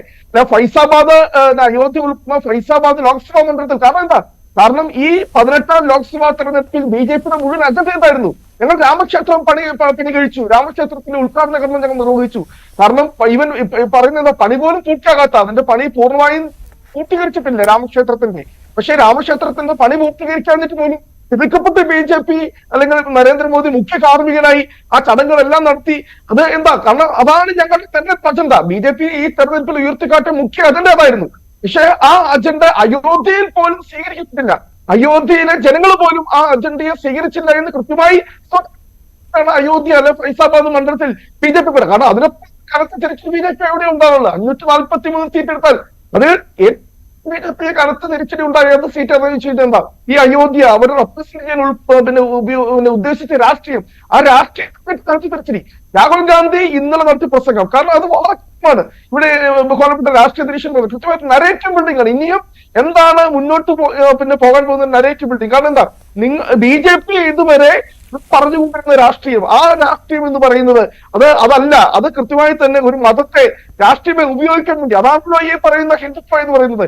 ഹിന്ദുയിസം എന്ന് പറയുന്നത് ഒരു കൾച്ചർ ആണെങ്കിൽ, വളരെ ഒരു സംസ്കാര സമ്പന്നമായ ഒരു ആശയമാണെങ്കിൽ, ഹിന്ദുത്വം എന്ന് പറയുന്നത് ഈസ് എ പൊളിറ്റിക്കൽ ഐഡിയോളജിയാണ്. അധികാരം പിടിക്കാൻ വേണ്ടിയിട്ടുള്ള ഒരു പൊളിറ്റിക്കൽ ഐഡിയോളജി. അപ്പൊ ആ പൊളിറ്റിക്കൽ ഐഡിയോളജിയെ പൊളിച്ചു കറ്റുക, അറ്റാക്ക് ചെയ്യുക, കൃത്യമായി അറ്റാക്ക് ചെയ്യുക. കാരണം അത് രാഹുൽ ഗാന്ധി ഞാൻ പറഞ്ഞത് ഇന്നലെ തുടങ്ങിയതല്ല. രാഹുൽ ഗാന്ധി കൃത്യമായി തന്നെ ഇവിടെ പറഞ്ഞുകൊണ്ടിരിക്കുന്നത്, എല്ലാ പ്ലാറ്റ്ഫോമുകളിലും അദ്ദേഹം പറഞ്ഞുകൊണ്ടിരിക്കുന്നത് ഹിന്ദുയിസം എന്ന് പറയുന്ന മഹത്തായ ആശയത്തിന്റെ ഒരു വലിയ സംസ്കാരത്തെ കുറിച്ച് പറയുന്നു. പക്ഷെ അതിനെ രാഷ്ട്രീയമായി ഉപയോഗിക്കുന്ന BJP തന്ത്രങ്ങളെ കുറിച്ച്. അപ്പൊ അദ്ദേഹം ആ തന്ത്രങ്ങളെ വിളിച്ചോണ്ട് എന്താണ്? കാരണം ഞാൻ മനസ്സിലാക്കുന്ന ഇന്നലത്തെ ഒറ്റ പ്രസംഗങ്ങളിൽ BJP ആയുധം പോയി, നിരായുധരായി. ഇന്ന് രാഹുൽ ഗാന്ധിക്ക് മറുപടി നൽകേണ്ടത് പ്രധാനമന്ത്രിയാണ്. പക്ഷെ അതിന് പകരം രാജ്നാഥ് സിംഗ് വന്ന് ഈ പറഞ്ഞ അഗ്നിവീറിന്റെ കാര്യം, രാഹുൽ ഗാന്ധി പറയുന്നത് അഗ്നിവീറുകൾക്ക് പെൻഷൻ കിട്ടുന്നില്ല എന്ന് പറയുന്നത്. പക്ഷെ അതിന് മറുപടി നൽകേണ്ടിയിരുന്നത് പ്രധാനമന്ത്രിയാണ്. ഇവിടെ നമുക്ക് 2 എൻറ്റിറ്റീസ് ആണ് ലോക്സഭയിൽ നിൽക്കുന്നത്. ഒന്ന് പ്രധാനമന്ത്രിക്ക് നേരെ കൗണ്ടർ ചെയ്ത് നിൽക്കുന്നത് ഓപ്പോസിഷൻ ലീഡർ. പ്രൈം മിനിസ്റ്റർ എന്ന രണ്ടാമത്തെ പൊസിഷനാണ് ഓപ്പോസിഷൻ ലീഡർക്ക്. അപ്പോൾ ഓപ്പോസിഷൻ ലീഡർ സ്വാഭാവികമായും ലോക്സഭയിൽ ചില ചോദ്യങ്ങൾ ഉയർത്തിയെങ്കിൽ, കർഷക ഈ പറയുന്ന മിനിമം സപ്പോർട്ട് പ്രൈസ്, എന്തുകൊണ്ട് മിനിമം സപ്പോർട്ട് പ്രൈസിന്റെ കാര്യം പ്രധാനമന്ത്രി പറഞ്ഞില്ല? പ്രധാനമന്ത്രി പറയുമ്പോഴാണ് അത് കൂടുതൽ ശ്രദ്ധിക്കപ്പെടുക. അല്ലാതെ രാജ്നാഥ് സിംഗോ വിശ്വവകുപ്പ് മന്ത്രിയോട് മാറി നിന്ന് സംസാരിച്ചാൽ അതിന് ശ്രദ്ധ കിട്ടില്ല. പ്രധാനമന്ത്രി കൃത്യമായി അതിന് കൗണ്ടർ ചെയ്യുമ്പോൾ, അല്ലെങ്കിൽ അഗ്നിവീറുകളുടെ കാര്യമാണെങ്കിൽ, അല്ലെങ്കിൽ ഈ പറഞ്ഞ കർഷക നിയമങ്ങളുടെ കാര്യമാണെങ്കിൽ, മണിപ്പൂരിന്റെ കാര്യമാണെങ്കിൽ, രാഹുൽ ഗാന്ധി ഉന്നയിച്ച ഓരോ വിഷയങ്ങൾ ഇതൊക്കെ ജനങ്ങളെ കൃത്യമായി മനസ്സിലാകുന്നുണ്ട്. നരേന്ദ്രമോദിയുടെ പ്രസംഗ ചാതുര്യം അത് എന്ന് പറയുന്നത് ഒരു കാലഘട്ടം അതിന്റെ ഒരു ഗ്ലോറിയസ് പീരീഡ് കഴിഞ്ഞുപോയി. ഇനി അത് എന്ന് പറയുന്ന മോദി കൂടുതൽ ആവർത്തിച്ചുകൊണ്ടിരുന്നാൽ അത് കൊടുക്കുക ഇന്ന് തന്നെ ആവർത്തന വിരസതയിലെ കാര്യങ്ങൾ പോകുന്നു എന്നുള്ളതാണ്. അതുപോലെ തന്നെ ഇപ്പോഴും റോണി കെ ബേബി സമ്മതിക്കാൻ തയ്യാറായിട്ടില്ല. രാഹുലിന്റെ പ്രസംഗത്തിൽ ഫാക്ച്വൽ ആയിട്ടുള്ള തെറ്റുകളൊന്നും സംഭവിച്ചിട്ടില്ല എന്നാണ് അദ്ദേഹം ആവർത്തിക്കുന്നത്. അല്ല, നോക്കൂ, ഇവിടെ ഒരു പ്രധാനപ്പെട്ട പ്രശ്നം, രാഹുൽ ഗാന്ധിക്ക് പറ്റിയ അതേ അബദ്ധം തന്നെയാണ് ഈ ചർച്ചയിൽ കോൺഗ്രസ് പ്രതിനിധിയായിട്ടുള്ള ശ്രീ റോണി കെ ബേബിക്കും ഉണ്ടായിരിക്കുന്നത്. കാരണം ഒരു വാക്ക് തെറ്റായിട്ട് അതിനെ ഉപയോഗിക്കുന്നു, തെറ്റായിട്ട് അത് ഉപയോഗിച്ചതിന് ശേഷം അതെനിക്ക് തെറ്റുപറ്റി പോയതാണ് എന്ന് പറഞ്ഞാൽ തീരാവുന്ന ഒരു പ്രശ്നമേ ഇന്നലെ രാഹുൽ ഗാന്ധിയെ സംബന്ധിച്ച് പാർലമെന്റിൽ ഉണ്ടായിരുന്നുള്ളൂ. ഇപ്പോൾ ഈ ചർച്ചയിൽ ശ്രീ റോണി ബേബിയും അത് തന്നെയാണ് പറയുന്നത്. അദ്ദേഹം ഉപയോഗിച്ചിരുന്ന വാക്ക് ഡോമിനേറ്റ് ചെയ്യുന്നതാണ് എന്ന് അദ്ദേഹം പറഞ്ഞു. ഹൈജാക്ക് ചെയ്യുക എന്നുള്ള വാക്കാണ് അദ്ദേഹം ഉപയോഗിച്ചത്.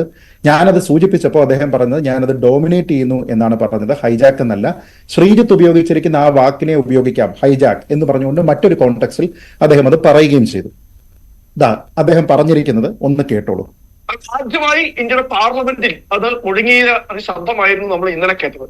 കാരണം അദ്ദേഹത്തിന് ഒരിക്കലും പാർലമെന്റിൽ ഒരു സംസാരിക്കാൻ ഇതുപോലെ ഒരു വേദി, ലോക്സഭയിൽ ഇതുപോലെ സംസാരിക്കാൻ ഒരു വേദി ഇതിനു മുമ്പ് ഒരിക്കലും കിട്ടിയിരുന്നില്ല.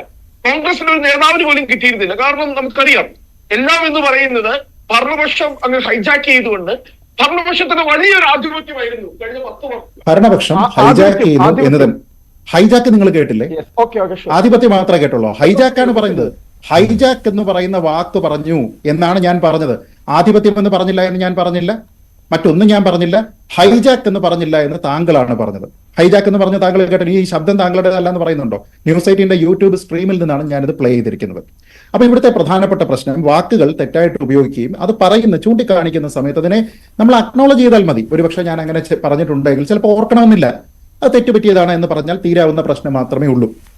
ഇനി ഞാൻ ഇവിടെ ഈ പ്രശ്നങ്ങളെല്ലാം പറഞ്ഞു. അദ്ദേഹം ഫാക്ച്വൽ ആയിട്ടുള്ള എററുകൾ പറഞ്ഞതിനെ പറ്റി പറഞ്ഞു. ആ ഫാക്ച്വൽ ആയിട്ടുള്ള എററുകൾ ഫാക്ച്വലി എററാണ് എന്നുള്ളത് ഇന്ന് സ്ഥാപിക്കപ്പെട്ട് കഴിഞ്ഞു ഇതിനോടകം തന്നെ. കാരണം രാഹുൽ ഗാന്ധി പറഞ്ഞിരിക്കുന്ന അഗ്നിവീറുമായി ബന്ധപ്പെട്ട സഹായധനം സർക്കാർ കൊടുക്കുന്നില്ല എന്ന് പറയുന്നത് കിട്ടിയിട്ടുണ്ട് എന്ന് അവിടെ പിന്നെ കേന്ദ്ര സർക്കാരിന്റെ ഭാഗമായിട്ടുള്ള ആൾക്കാർ മാത്രമല്ല, അഗ്നിവീറുകളുടെ ഇത്തരത്തിലുള്ള ദൗർഭാഗ്യകരമായിട്ടുള്ള അവസ്ഥ ഉണ്ടായിട്ടുള്ള അഗ്നിവീറുകളുടെ കുടുംബങ്ങൾ തന്നെ പറഞ്ഞിട്ടുണ്ട്. ഇന്ന് ഇന്ത്യയിലാകെ മാധ്യമങ്ങൾ അത് പറഞ്ഞിട്ടുണ്ട്. 1 കോടി എന്ന് പറയുന്നു, 1 കോടിക്ക് മുകളിൽ അവർക്കത് കിട്ടിയിട്ടുണ്ട് എന്ന് പറഞ്ഞാൽ രാഹുൽ ഗാന്ധി പറഞ്ഞത് ഫാക്ച്വലി തെറ്റാണ്. MSP കൊടുത്തിട്ടില്ല എന്ന് പറഞ്ഞു കഴിഞ്ഞാൽ MSP കൊടുക്കുന്നുണ്ട്. ഏതാണ്ട് 23 പ്രധാനപ്പെട്ട വിളകളിൽ 14 എണ്ണത്തിനും MSP ഉണ്ട് എന്ന് പറഞ്ഞു കഴിഞ്ഞാൽ അത് ഫാക്ച്വലി എററാണ് രാഹുൽ ഗാന്ധി പറഞ്ഞിരിക്കുന്നത്. പിന്നെ കോൺഗ്രസിന്റെ ചിഹ്നവുമായി ബന്ധപ്പെട്ടിട്ടാണെങ്കിലും നമ്മൾ ഈ പറഞ്ഞിരിക്കുന്ന മറ്റു കാര്യങ്ങളുമായി ബന്ധപ്പെട്ടിട്ടാണെങ്കിലും രാഹുൽ ഗാന്ധി പറഞ്ഞിരിക്കുന്ന കാര്യങ്ങളെല്ലാം ഫാക്ച്വലി എററാണ് എന്നുള്ളതൊരു വസ്തുതയാണ്. താങ്കൾ പറഞ്ഞ എന്താണ് അത് മറ്റാരും അങ്ങനെ അദ്ദേഹം യാഥാർത്ഥ്യത്തെ വളച്ചൊടിച്ചതായിട്ട് ആരും പറഞ്ഞിട്ടില്ല എന്നാണ് പറഞ്ഞിട്ടുണ്ട്. അതാത് കുടുംബങ്ങളാണ് പറഞ്ഞത്. അവരെ കൊണ്ട് അത് പറയിപ്പിക്കേണ്ടി വന്നു എന്ന് പറയുന്നത് രാഹുൽ ഗാന്ധിയുടെ ഭാഗത്തു നിന്നുണ്ടായിരിക്കുന്ന ഒരു തെറ്റാണ് എന്നാണ് ഞാൻ മനസ്സിലാക്കുന്നത്. 2, അല്പം മുമ്പ് താങ്കൾ പറഞ്ഞു, താങ്കൾക്ക് വേണമെങ്കിൽ ഡിനൈ ചെയ്താൽ ഞാൻ ഓഡിയോ വീണ്ടും കേൾപ്പിച്ചു തരാം. അഗ്നിവീർ പെൻഷന്റെ കാര്യം എന്ന രീതിയിൽ താങ്കൾ പറഞ്ഞു. താങ്കൾക്ക് അറിയാമല്ലോ അഗ്നിവീർ എത്ര കാലമാണ് എന്നുള്ളത്. എത്ര കാലമാണ് അഗ്നിവീർ സ്കീമിൽ ഒരാൾ സൈന്യത്തിൽ സേവനം അനുഷ്ഠിക്കേണ്ടത്? അഗ്നിവീർ സ്കീം തുടങ്ങിയത് എന്നാണ്? എത്ര പേർക്ക് പെൻഷൻ എലിജിബിലിറ്റി ഇതിനോടകം ആയിട്ടുണ്ട് ശ്രീ റോണി, പറയുമോ? 2022 തുടങ്ങിയിരിക്കുന്ന അഗ്നിവീർ സ്കീം നമ്മളിപ്പോൾ സംസാരിച്ചുകൊണ്ടിരിക്കുന്ന 2024 എത്ര പേർക്ക് പെൻഷൻ അർഹത ഇതിനോടകം തന്നെ ആയിട്ടുണ്ട്? അപ്പൊ പിന്നെ പെൻഷൻ കൊടുത്തിട്ടില്ല എന്നൊക്കെ താങ്കൾ എന്തർത്ഥത്തിലാണ് ഈ പറയുന്നത്? പെൻഷൻ എലിജിബിലിറ്റി എത്ര പേർക്ക് ആയിട്ടുണ്ട് എന്ന് പറയൂ. മിനിമം സർവീസ് എത്ര കാലയളവാണ് എന്ന് പറയൂ. അപ്പൊ ഇതിനാണ് ഞാൻ പറഞ്ഞത്, അല്പം റിസർച്ച് ചെയ്ത് കഴിഞ്ഞാൽ കിട്ടുന്ന വിവരത്തിനെ അതെന്താണ് എന്ന് മനസ്സിലാക്കാതെ വെറുതെ എന്തെങ്കിലും ഒന്ന് പറയുക. ഇപ്പൊ താങ്കൾക്ക് ഒരു ചർച്ചയാണ്, അതിന്റെ സീരിയസ്നെസ്സിൽ മാത്രം അത് കാണുന്ന ആൾക്കാർ അത് കേൾക്കും, ഉൾക്കൊള്ളും, അല്ലെങ്കിൽ തള്ളിക്കളയും. പക്ഷെ നമ്മുടെ ജനാധിപത്യത്തിന്റെ ശ്രീകോവിൽ എന്നൊക്കെ പറയുന്ന ഒരു നിയമനിർമ്മാണ സഭയിൽ ഇരുന്നിട്ട് ഒരാൾ വന്നിട്ട് ഇത്തരത്തിലുള്ള കാര്യങ്ങൾ പറഞ്ഞാൽ അത് ക്രെഡിബിലിറ്റി, അക്കൗണ്ടബിലിറ്റി തുടങ്ങിയ കുറേയധികം കാര്യങ്ങളെ ബാധിക്കും. ഈ ഹിന്ദുയിസവുമായി ബന്ധപ്പെട്ട് താങ്കൾ ഹിന്ദുയിസവും ഹിന്ദുത്വയും ഒക്കെ തമ്മിലുള്ള ഡെഫിനേഷൻസ് പറഞ്ഞു. എന്നിട്ട് ട്രഡീഷണലായിട്ട് ചില ആൾക്കാർ രാമസ്വാമി നായ്ക്കറുമായി ബന്ധപ്പെട്ട് താങ്കൾ പറഞ്ഞു അവരുടെ നിലപാടെന്താണ്? ആന്റി ബ്രാഹ്മൺ അജണ്ടയാണ് അവർ എതിർത്തിരിക്കുന്നത്. അതായത് ബ്രാഹ്മണ മേധാവിത്വം എന്ന് പറഞ്ഞിരിക്കുന്ന ഒരു കാര്യത്തിന്, ആന്റി ബ്രാഹ്മൺ അല്ല, ബ്രാഹ്മണ മേധാവിത്വം എന്നതിനെയാണ് എതിർത്തിരിക്കുന്നത് എന്ന് താങ്കൾ പറഞ്ഞു. അപ്പൊ അതിൽ കോൺഗ്രസിന് ഇപ്പൊ അതിൽ പ്രത്യേകിച്ച് എന്തെങ്കിലും ഒരു അഭിപ്രായം പറയേണ്ടുന്ന സാഹചര്യം ഒരുപക്ഷെ ഉണ്ടായിരിക്കില്ല എന്നൊക്കെയുള്ള രീതിയിലാണ് താങ്കൾ പറഞ്ഞതിൽ നിന്ന് എനിക്ക് മനസ്സിലായത്. പക്ഷെ താങ്കളെ ഞാൻ ഒന്ന് ഓർമ്മിപ്പിക്കുന്നത്, ഈ വിഷയം വന്നിരുന്ന സമയത്ത് ശ്രീ KC വേണുഗോപാലിന്റെ ഒരു പ്രതികരണം വന്നിരുന്നു. അദ്ദേഹം ഈ പറഞ്ഞിരിക്കുന്ന ഉദയനിധി സ്റ്റാലിനെ തള്ളിപ്പറയാൻ തയ്യാറായില്ല. നേരെ മറിച്ച് അദ്ദേഹം പറഞ്ഞത് സർവ്വമത സമഭാവനയാണ് കോൺഗ്രസിന്റെ ലക്ഷ്യം, കോൺഗ്രസിന്റെ ഒരു യഥാർത്ഥ അടിസ്ഥാന പ്രമാണം അതാണ് എന്ന് പറഞ്ഞു. പക്ഷെ അപ്പോഴും ഈ നിന്ദ്യമായിട്ടുള്ള കാര്യം പറഞ്ഞിരിക്കുന്ന ആളിനെ തള്ളിപ്പറയാനായിട്ട് തയ്യാറായിട്ടില്ല. രാഹുൽ ഗാന്ധി എന്തുകൊണ്ടാണ് അതിനെ തള്ളിപ്പറയണമെന്ന് ഞാൻ പറഞ്ഞത് എന്ന് വെച്ചാൽ, ഈ ഉദയനിധി സ്റ്റാലിൻ എന്ന ചെറുമീനല്ല, സാക്ഷാൽ EV രാമസ്വാമി നായ്ക്കർ തന്നെ പറഞ്ഞിരിക്കുന്ന കാര്യത്തിനെ തള്ളിപ്പറയുന്നതിന് നമ്മൾ എപ്പോഴും ഉയർത്തിപ്പിടിക്കുന്ന ഈ എന്താണ് നമ്മുടെ പിന്നെ പ്രധാനമന്ത്രി ജവഹർലാൽ നെഹ്റു, അദ്ദേഹം തയ്യാറായിട്ടുണ്ട് എന്നുള്ളത് കൊണ്ടാണ്. ഇപ്പൊ അദ്ദേഹം 1957 നവംബർ 3 ന്യൂഡൽഹിയിൽ നിന്ന് കാമരാജ് മുഖ്യമന്ത്രിയായിരുന്ന സമയത്തിന് അദ്ദേഹത്തിന് അയച്ചിരിക്കുന്ന ഒരു കത്തിലെ ഏതാനും വരികൾ പറയാം. ഇത് പബ്ലിഷ്ഡ് ആണ്.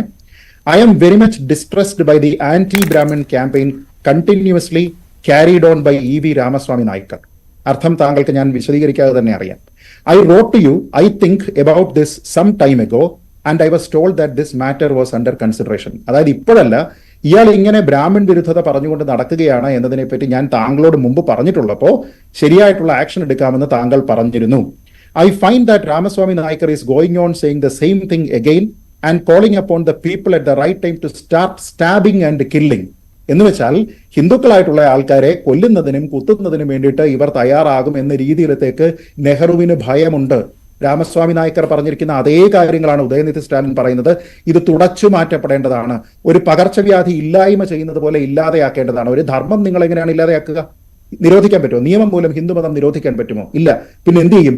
ആ ധർമ്മത്തെ അനുഷ്ഠിക്കുന്ന ആൾക്കാരെ ഇല്ലാതെയാക്കുക. ഇത് തന്നെയാണ് രാമസ്വാമി നായ്ക്കർ പറഞ്ഞിരുന്നത്.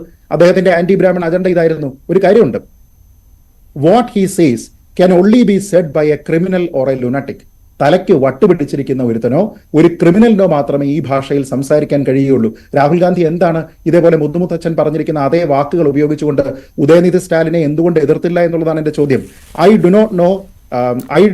do not know him adequately to be able to decide what it is. അതായത് അദ്ദേഹത്തിന് വട്ടാണോ അതോ അദ്ദേഹത്തിന് അദ്ദേഹം ഒരു ക്രിമിനൽ ആണോ എന്നുള്ളതിനെ പറ്റി എനിക്ക് അറിയില്ല. But one thing is clear to me, that this kind of thing has a very demoralising effect on the country.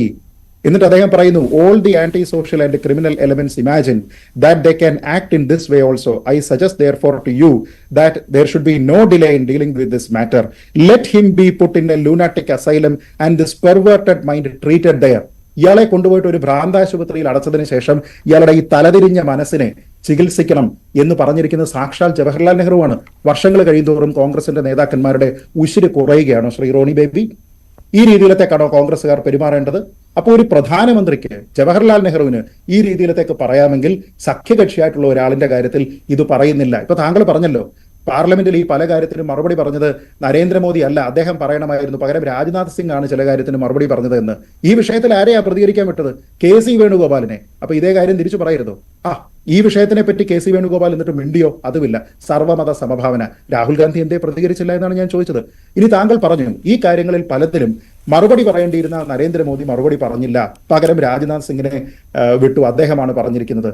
നോക്കൂ, ഞാൻ ആദ്യം പറഞ്ഞു, ഇത് പ്രസിഡന്റ് അവിടെ ഒരു സെഷൻ സ്റ്റാർട്ട് ചെയ്തതിനു ശേഷം അതിനുള്ള നമ്മുടെ സ്ട്രക്ചറലായിട്ടുള്ള മറുപടി പ്രസംഗമാണ്, അല്ലാതെ രാഹുൽ ഗാന്ധിക്ക് മറുപടി പറയുക എന്നുള്ളതല്ല. പ്രസിഡന്റിന്റെ പ്രസംഗത്തിനുള്ള മറുപടിയും നന്ദി സൂചകമായിട്ടുള്ള പ്രസംഗവുമാണ്. അതിൽ അദ്ദേഹം പല കാര്യങ്ങളും പരാമർശിച്ചു പോകും. ഇനി ആരാണ് രാജ്നാഥ് സിംഗ്? അഗ്നിവീർ സ്കീം എന്ന് പറയുന്ന സ്കീമിനെ ബന്ധപ്പെടുത്തി സംസാരിക്കുന്ന സമയത്ത് ആ വകുപ്പ്, പ്രതിരോധ വകുപ്പ് കൈകാര്യം ചെയ്യുന്നയാളാണ് രാജ്നാഥ് സിംഗ്. അദ്ദേഹം അല്ലാതെ പിന്നെ വേറെ ആരാണ് എനിക്ക് അവിടെ മറുപടി പറയേണ്ടത്? അദ്ദേഹമാണ് പറഞ്ഞത്. ഇവിടെ അതേപോലെ തന്നെ ആഭ്യന്തര വിഷയവുമായി ബന്ധപ്പെട്ടപ്പോൾ എണീറ്റ് നിന്ന് മറുപടി പറഞ്ഞിരിക്കുന്നത് ആരാണ് പറഞ്ഞിരിക്കുന്നത്? അമിത്ഷായാണ്. അദ്ദേഹം ആ വകുപ്പിന്റെ മന്ത്രിയാണ്. MSPയുമായി ബന്ധപ്പെട്ട കാര്യം പറയുന്ന സമയത്ത് അതുമായി ബന്ധപ്പെട്ട് മറുപടി പറഞ്ഞത് ആരാണ്? ശിവരാജ് ചൗഹാനാണ്. അദ്ദേഹം കൃഷി വകുപ്പിന്റെ മന്ത്രിയാണ്. ഇവരല്ലാതെ പിന്നെ ആരാണ് മറുപടി പറയേണ്ടത്? അപ്പൊ എല്ലാ കാര്യത്തിലും പ്രധാനമന്ത്രി, എല്ലാ കാര്യത്തിലും ഒരു മോണോലിത്തിക്, ഒരു ഐഡിയ, ഒരു നേതാവ് എന്നുള്ളത് ഒരുപക്ഷെ കോൺഗ്രസിന് ഉണ്ടായിരിക്കാം.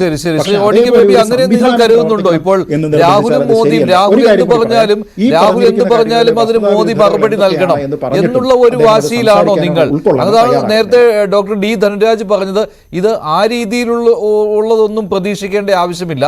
രാഹുലിന് മറുപടി പറഞ്ഞ് അങ്ങനെ ഒരു വെട്ടിൽ വീഴാനൊന്നും എന്തായാലും പ്രധാനമന്ത്രി നരേന്ദ്രമോദി തയ്യാറാവുകയില്ല. അദ്ദേഹം അത് പരിചയസമ്പത്തിന്റെ ആ ഒരു ഗുണമുണ്ടല്ലോ, അത് ആ രീതിയിൽ തന്നെ അദ്ദേഹം അതിന് മറുപടി നൽകുകയുള്ളൂ. ആ പ്രതീക്ഷിച്ച മറുപടിയാണ് അവിടെ വന്നത് എന്നും റോണിക്ക് ബേബിയുടെ മറുപടിയിൽ അവസാനിപ്പിക്കാം. റോണി, ഈ 1950-കളില് ദ്രാവിഡ രാഷ്ട്രീയം, നമ്മുടെ ശ്രീജിത്ത് പണിക്കർ പറഞ്ഞതിന്റെ ഒരു തുടർച്ചയായിട്ട് ഞാൻ പറയാം. ആ ദ്രാവിഡ രാഷ്ട്രീയം അന്ന് ശക്തിപ്പെട്ട് വന്ന ആ ഒരു കോണ്ടെക്സ്റ്റ് ആണ് ഇപ്പോഴുള്ളത്. അതിന്റെ 10 ഇരട്ടി ഇതായി എന്ത് ചെയ്യുന്നു? കാരണം എന്താ, BJP അല്ല ഞാനതിന് മറുപടി പറഞ്ഞല്ലോ. അതുകൊണ്ട് ശ്രീജിത്ത് പണിക്കർ പറഞ്ഞ തന്നെ മറുപടി പറഞ്ഞല്ലോ. കാരണം 2014 അധികാരത്തിൽ വന്ന മോദി ഗവൺമെന്റ് ഒരു രാജ്യം ഒരു നിയമം, ഒരു രാജ്യം ഒരു പരീക്ഷ സംവിധാനങ്ങളുടെ ഹിന്ദി പോലും അടിച്ചേൽപ്പിക്കുന്ന രീതിയിലേക്ക് ആ തമിഴ് രാഷ്ട്രീയത്തിലേക്ക്, ആ സ്പേസിലേക്ക് വന്നപ്പോൾ ഞാൻ ആദ്യം പറഞ്ഞില്ല, കൃത്യമായി തന്നെ അണ്ണാമലയുടെ സ്റ്റേറ്റ്മെന്റ് നമ്മൾ വന്നു. ഈ പറയുന്ന ദ്രാവിഡ രാഷ്ട്രീയത്തെയും അതിന്റെ ചരിത്രത്തെയും ഒക്കെ അപമാനിച്ചുകൊണ്ട്, ദ്രാവിഡ് ബിംബങ്ങളെയൊക്കെ അപമാനിച്ചുകൊണ്ട് ആ ഒരു കോൺഗ്രസ് കൃത്യമായി തന്നെ. കാരണം അന്ന് നെഹ്റു ആ മറുപടി എഴുതിയ സാഹചര്യം ഇപ്പോൾ, കാരണം രാജ്യം മുഴുവൻ, കാരണം അന്ന് ഉണ്ടായിരുന്ന BJPക്കോ അല്ലെ RSSനുള്ള സ്പേസ് അല്ലല്ലോ ഈ 2024 നിൽക്കുന്നത്.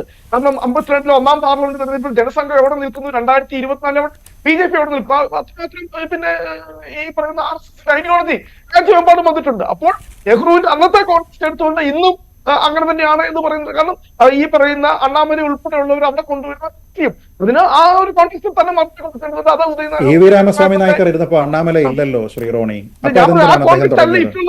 അതല്ല, അതിന്റെ 10 ഇരട്ടി വ്യാപ്തിയിലേക്ക്. പക്ഷെ ഈ പറയുന്നത് തന്നെയല്ലേ, ബ്രാഹ്മണരെ കണ്ടാൽ കൊല്ലണമെന്ന് പറയുന്നതും സനാതന ധർമ്മം എന്ന് പറയുന്നതിനെ തുടച്ചു നീക്കണം എന്ന് പറയുന്നതും ഉദയനിധി മാരൻ ഈ പറയുന്ന ബ്രാഹ്മണരെ പറഞ്ഞത് അവര് റെപ്രസെന്റ് ചെയ്യുന്ന രാഷ്ട്രീയം, ആ രാഷ്ട്രീയത്തെയാണല്ലോ. അല്ല, നിങ്ങൾക്ക് ഒരു ധർമ്മത്തിനെ, അല്ല ഞാൻ ചോദിച്ച ചോദ്യത്തിന് താങ്കൾ മറുപടി പറഞ്ഞില്ല. താങ്കൾ മറ്റു പല കാര്യങ്ങളും ഈ സനാതന ധർമ്മത്തിന്റെ കുട്ട മുഴുവൻ ബ്രാഹ്മണർക്കാണോ ഈ രാജ്യത്തെ സനാതന? അതാണോ ഈ ആസാം മുഖ്യമന്ത്രി ഹിമേന്ദ്ര ബിശ്വ ശർമ്മ എഴുതിയത്? ഈ പറയുന്ന ദളിതൻ ഉൾപ്പെടെയുള്ള ബ്രാഹ്മണന്റെ കാലുവെച്ച് അതാണോ ആ രാഷ്ട്രീയത്തെ പൊളിച്ചു കാട്ടുക എന്നുള്ളതാണ്. ശരി, ഞാൻ അവസാനിപ്പിക്കുകയാണ്. നന്ദി ശ്രീ റോണിക്ക് ബേബി. സമയം കഴിഞ്ഞു, അതുകൊണ്ടാണ് കേട്ടോ, സമയം കഴിഞ്ഞു, അതുകൊണ്ടാണ്. നന്ദി ശ്രീ റോണിക്ക് Baby, Shri doctor D Dhanuraj, Shri Sreejith Panicker prime ഡിബേറ്റിൽ പങ്കെടുത്തത്. ഇന്നത്തെ ചോദ്യം ഇതായിരുന്നു: രാഹുൽ ഗാന്ധിക്ക് മോദി മറുപടി നൽകിയെന്ന് 40% പ്രേക്ഷകർ, ഇല്ലെന്ന് 58%. പ്രൈം ഡിബേറ്റ് അവസാനിക്കുന്നു. നന്ദി, നമസ്കാരം.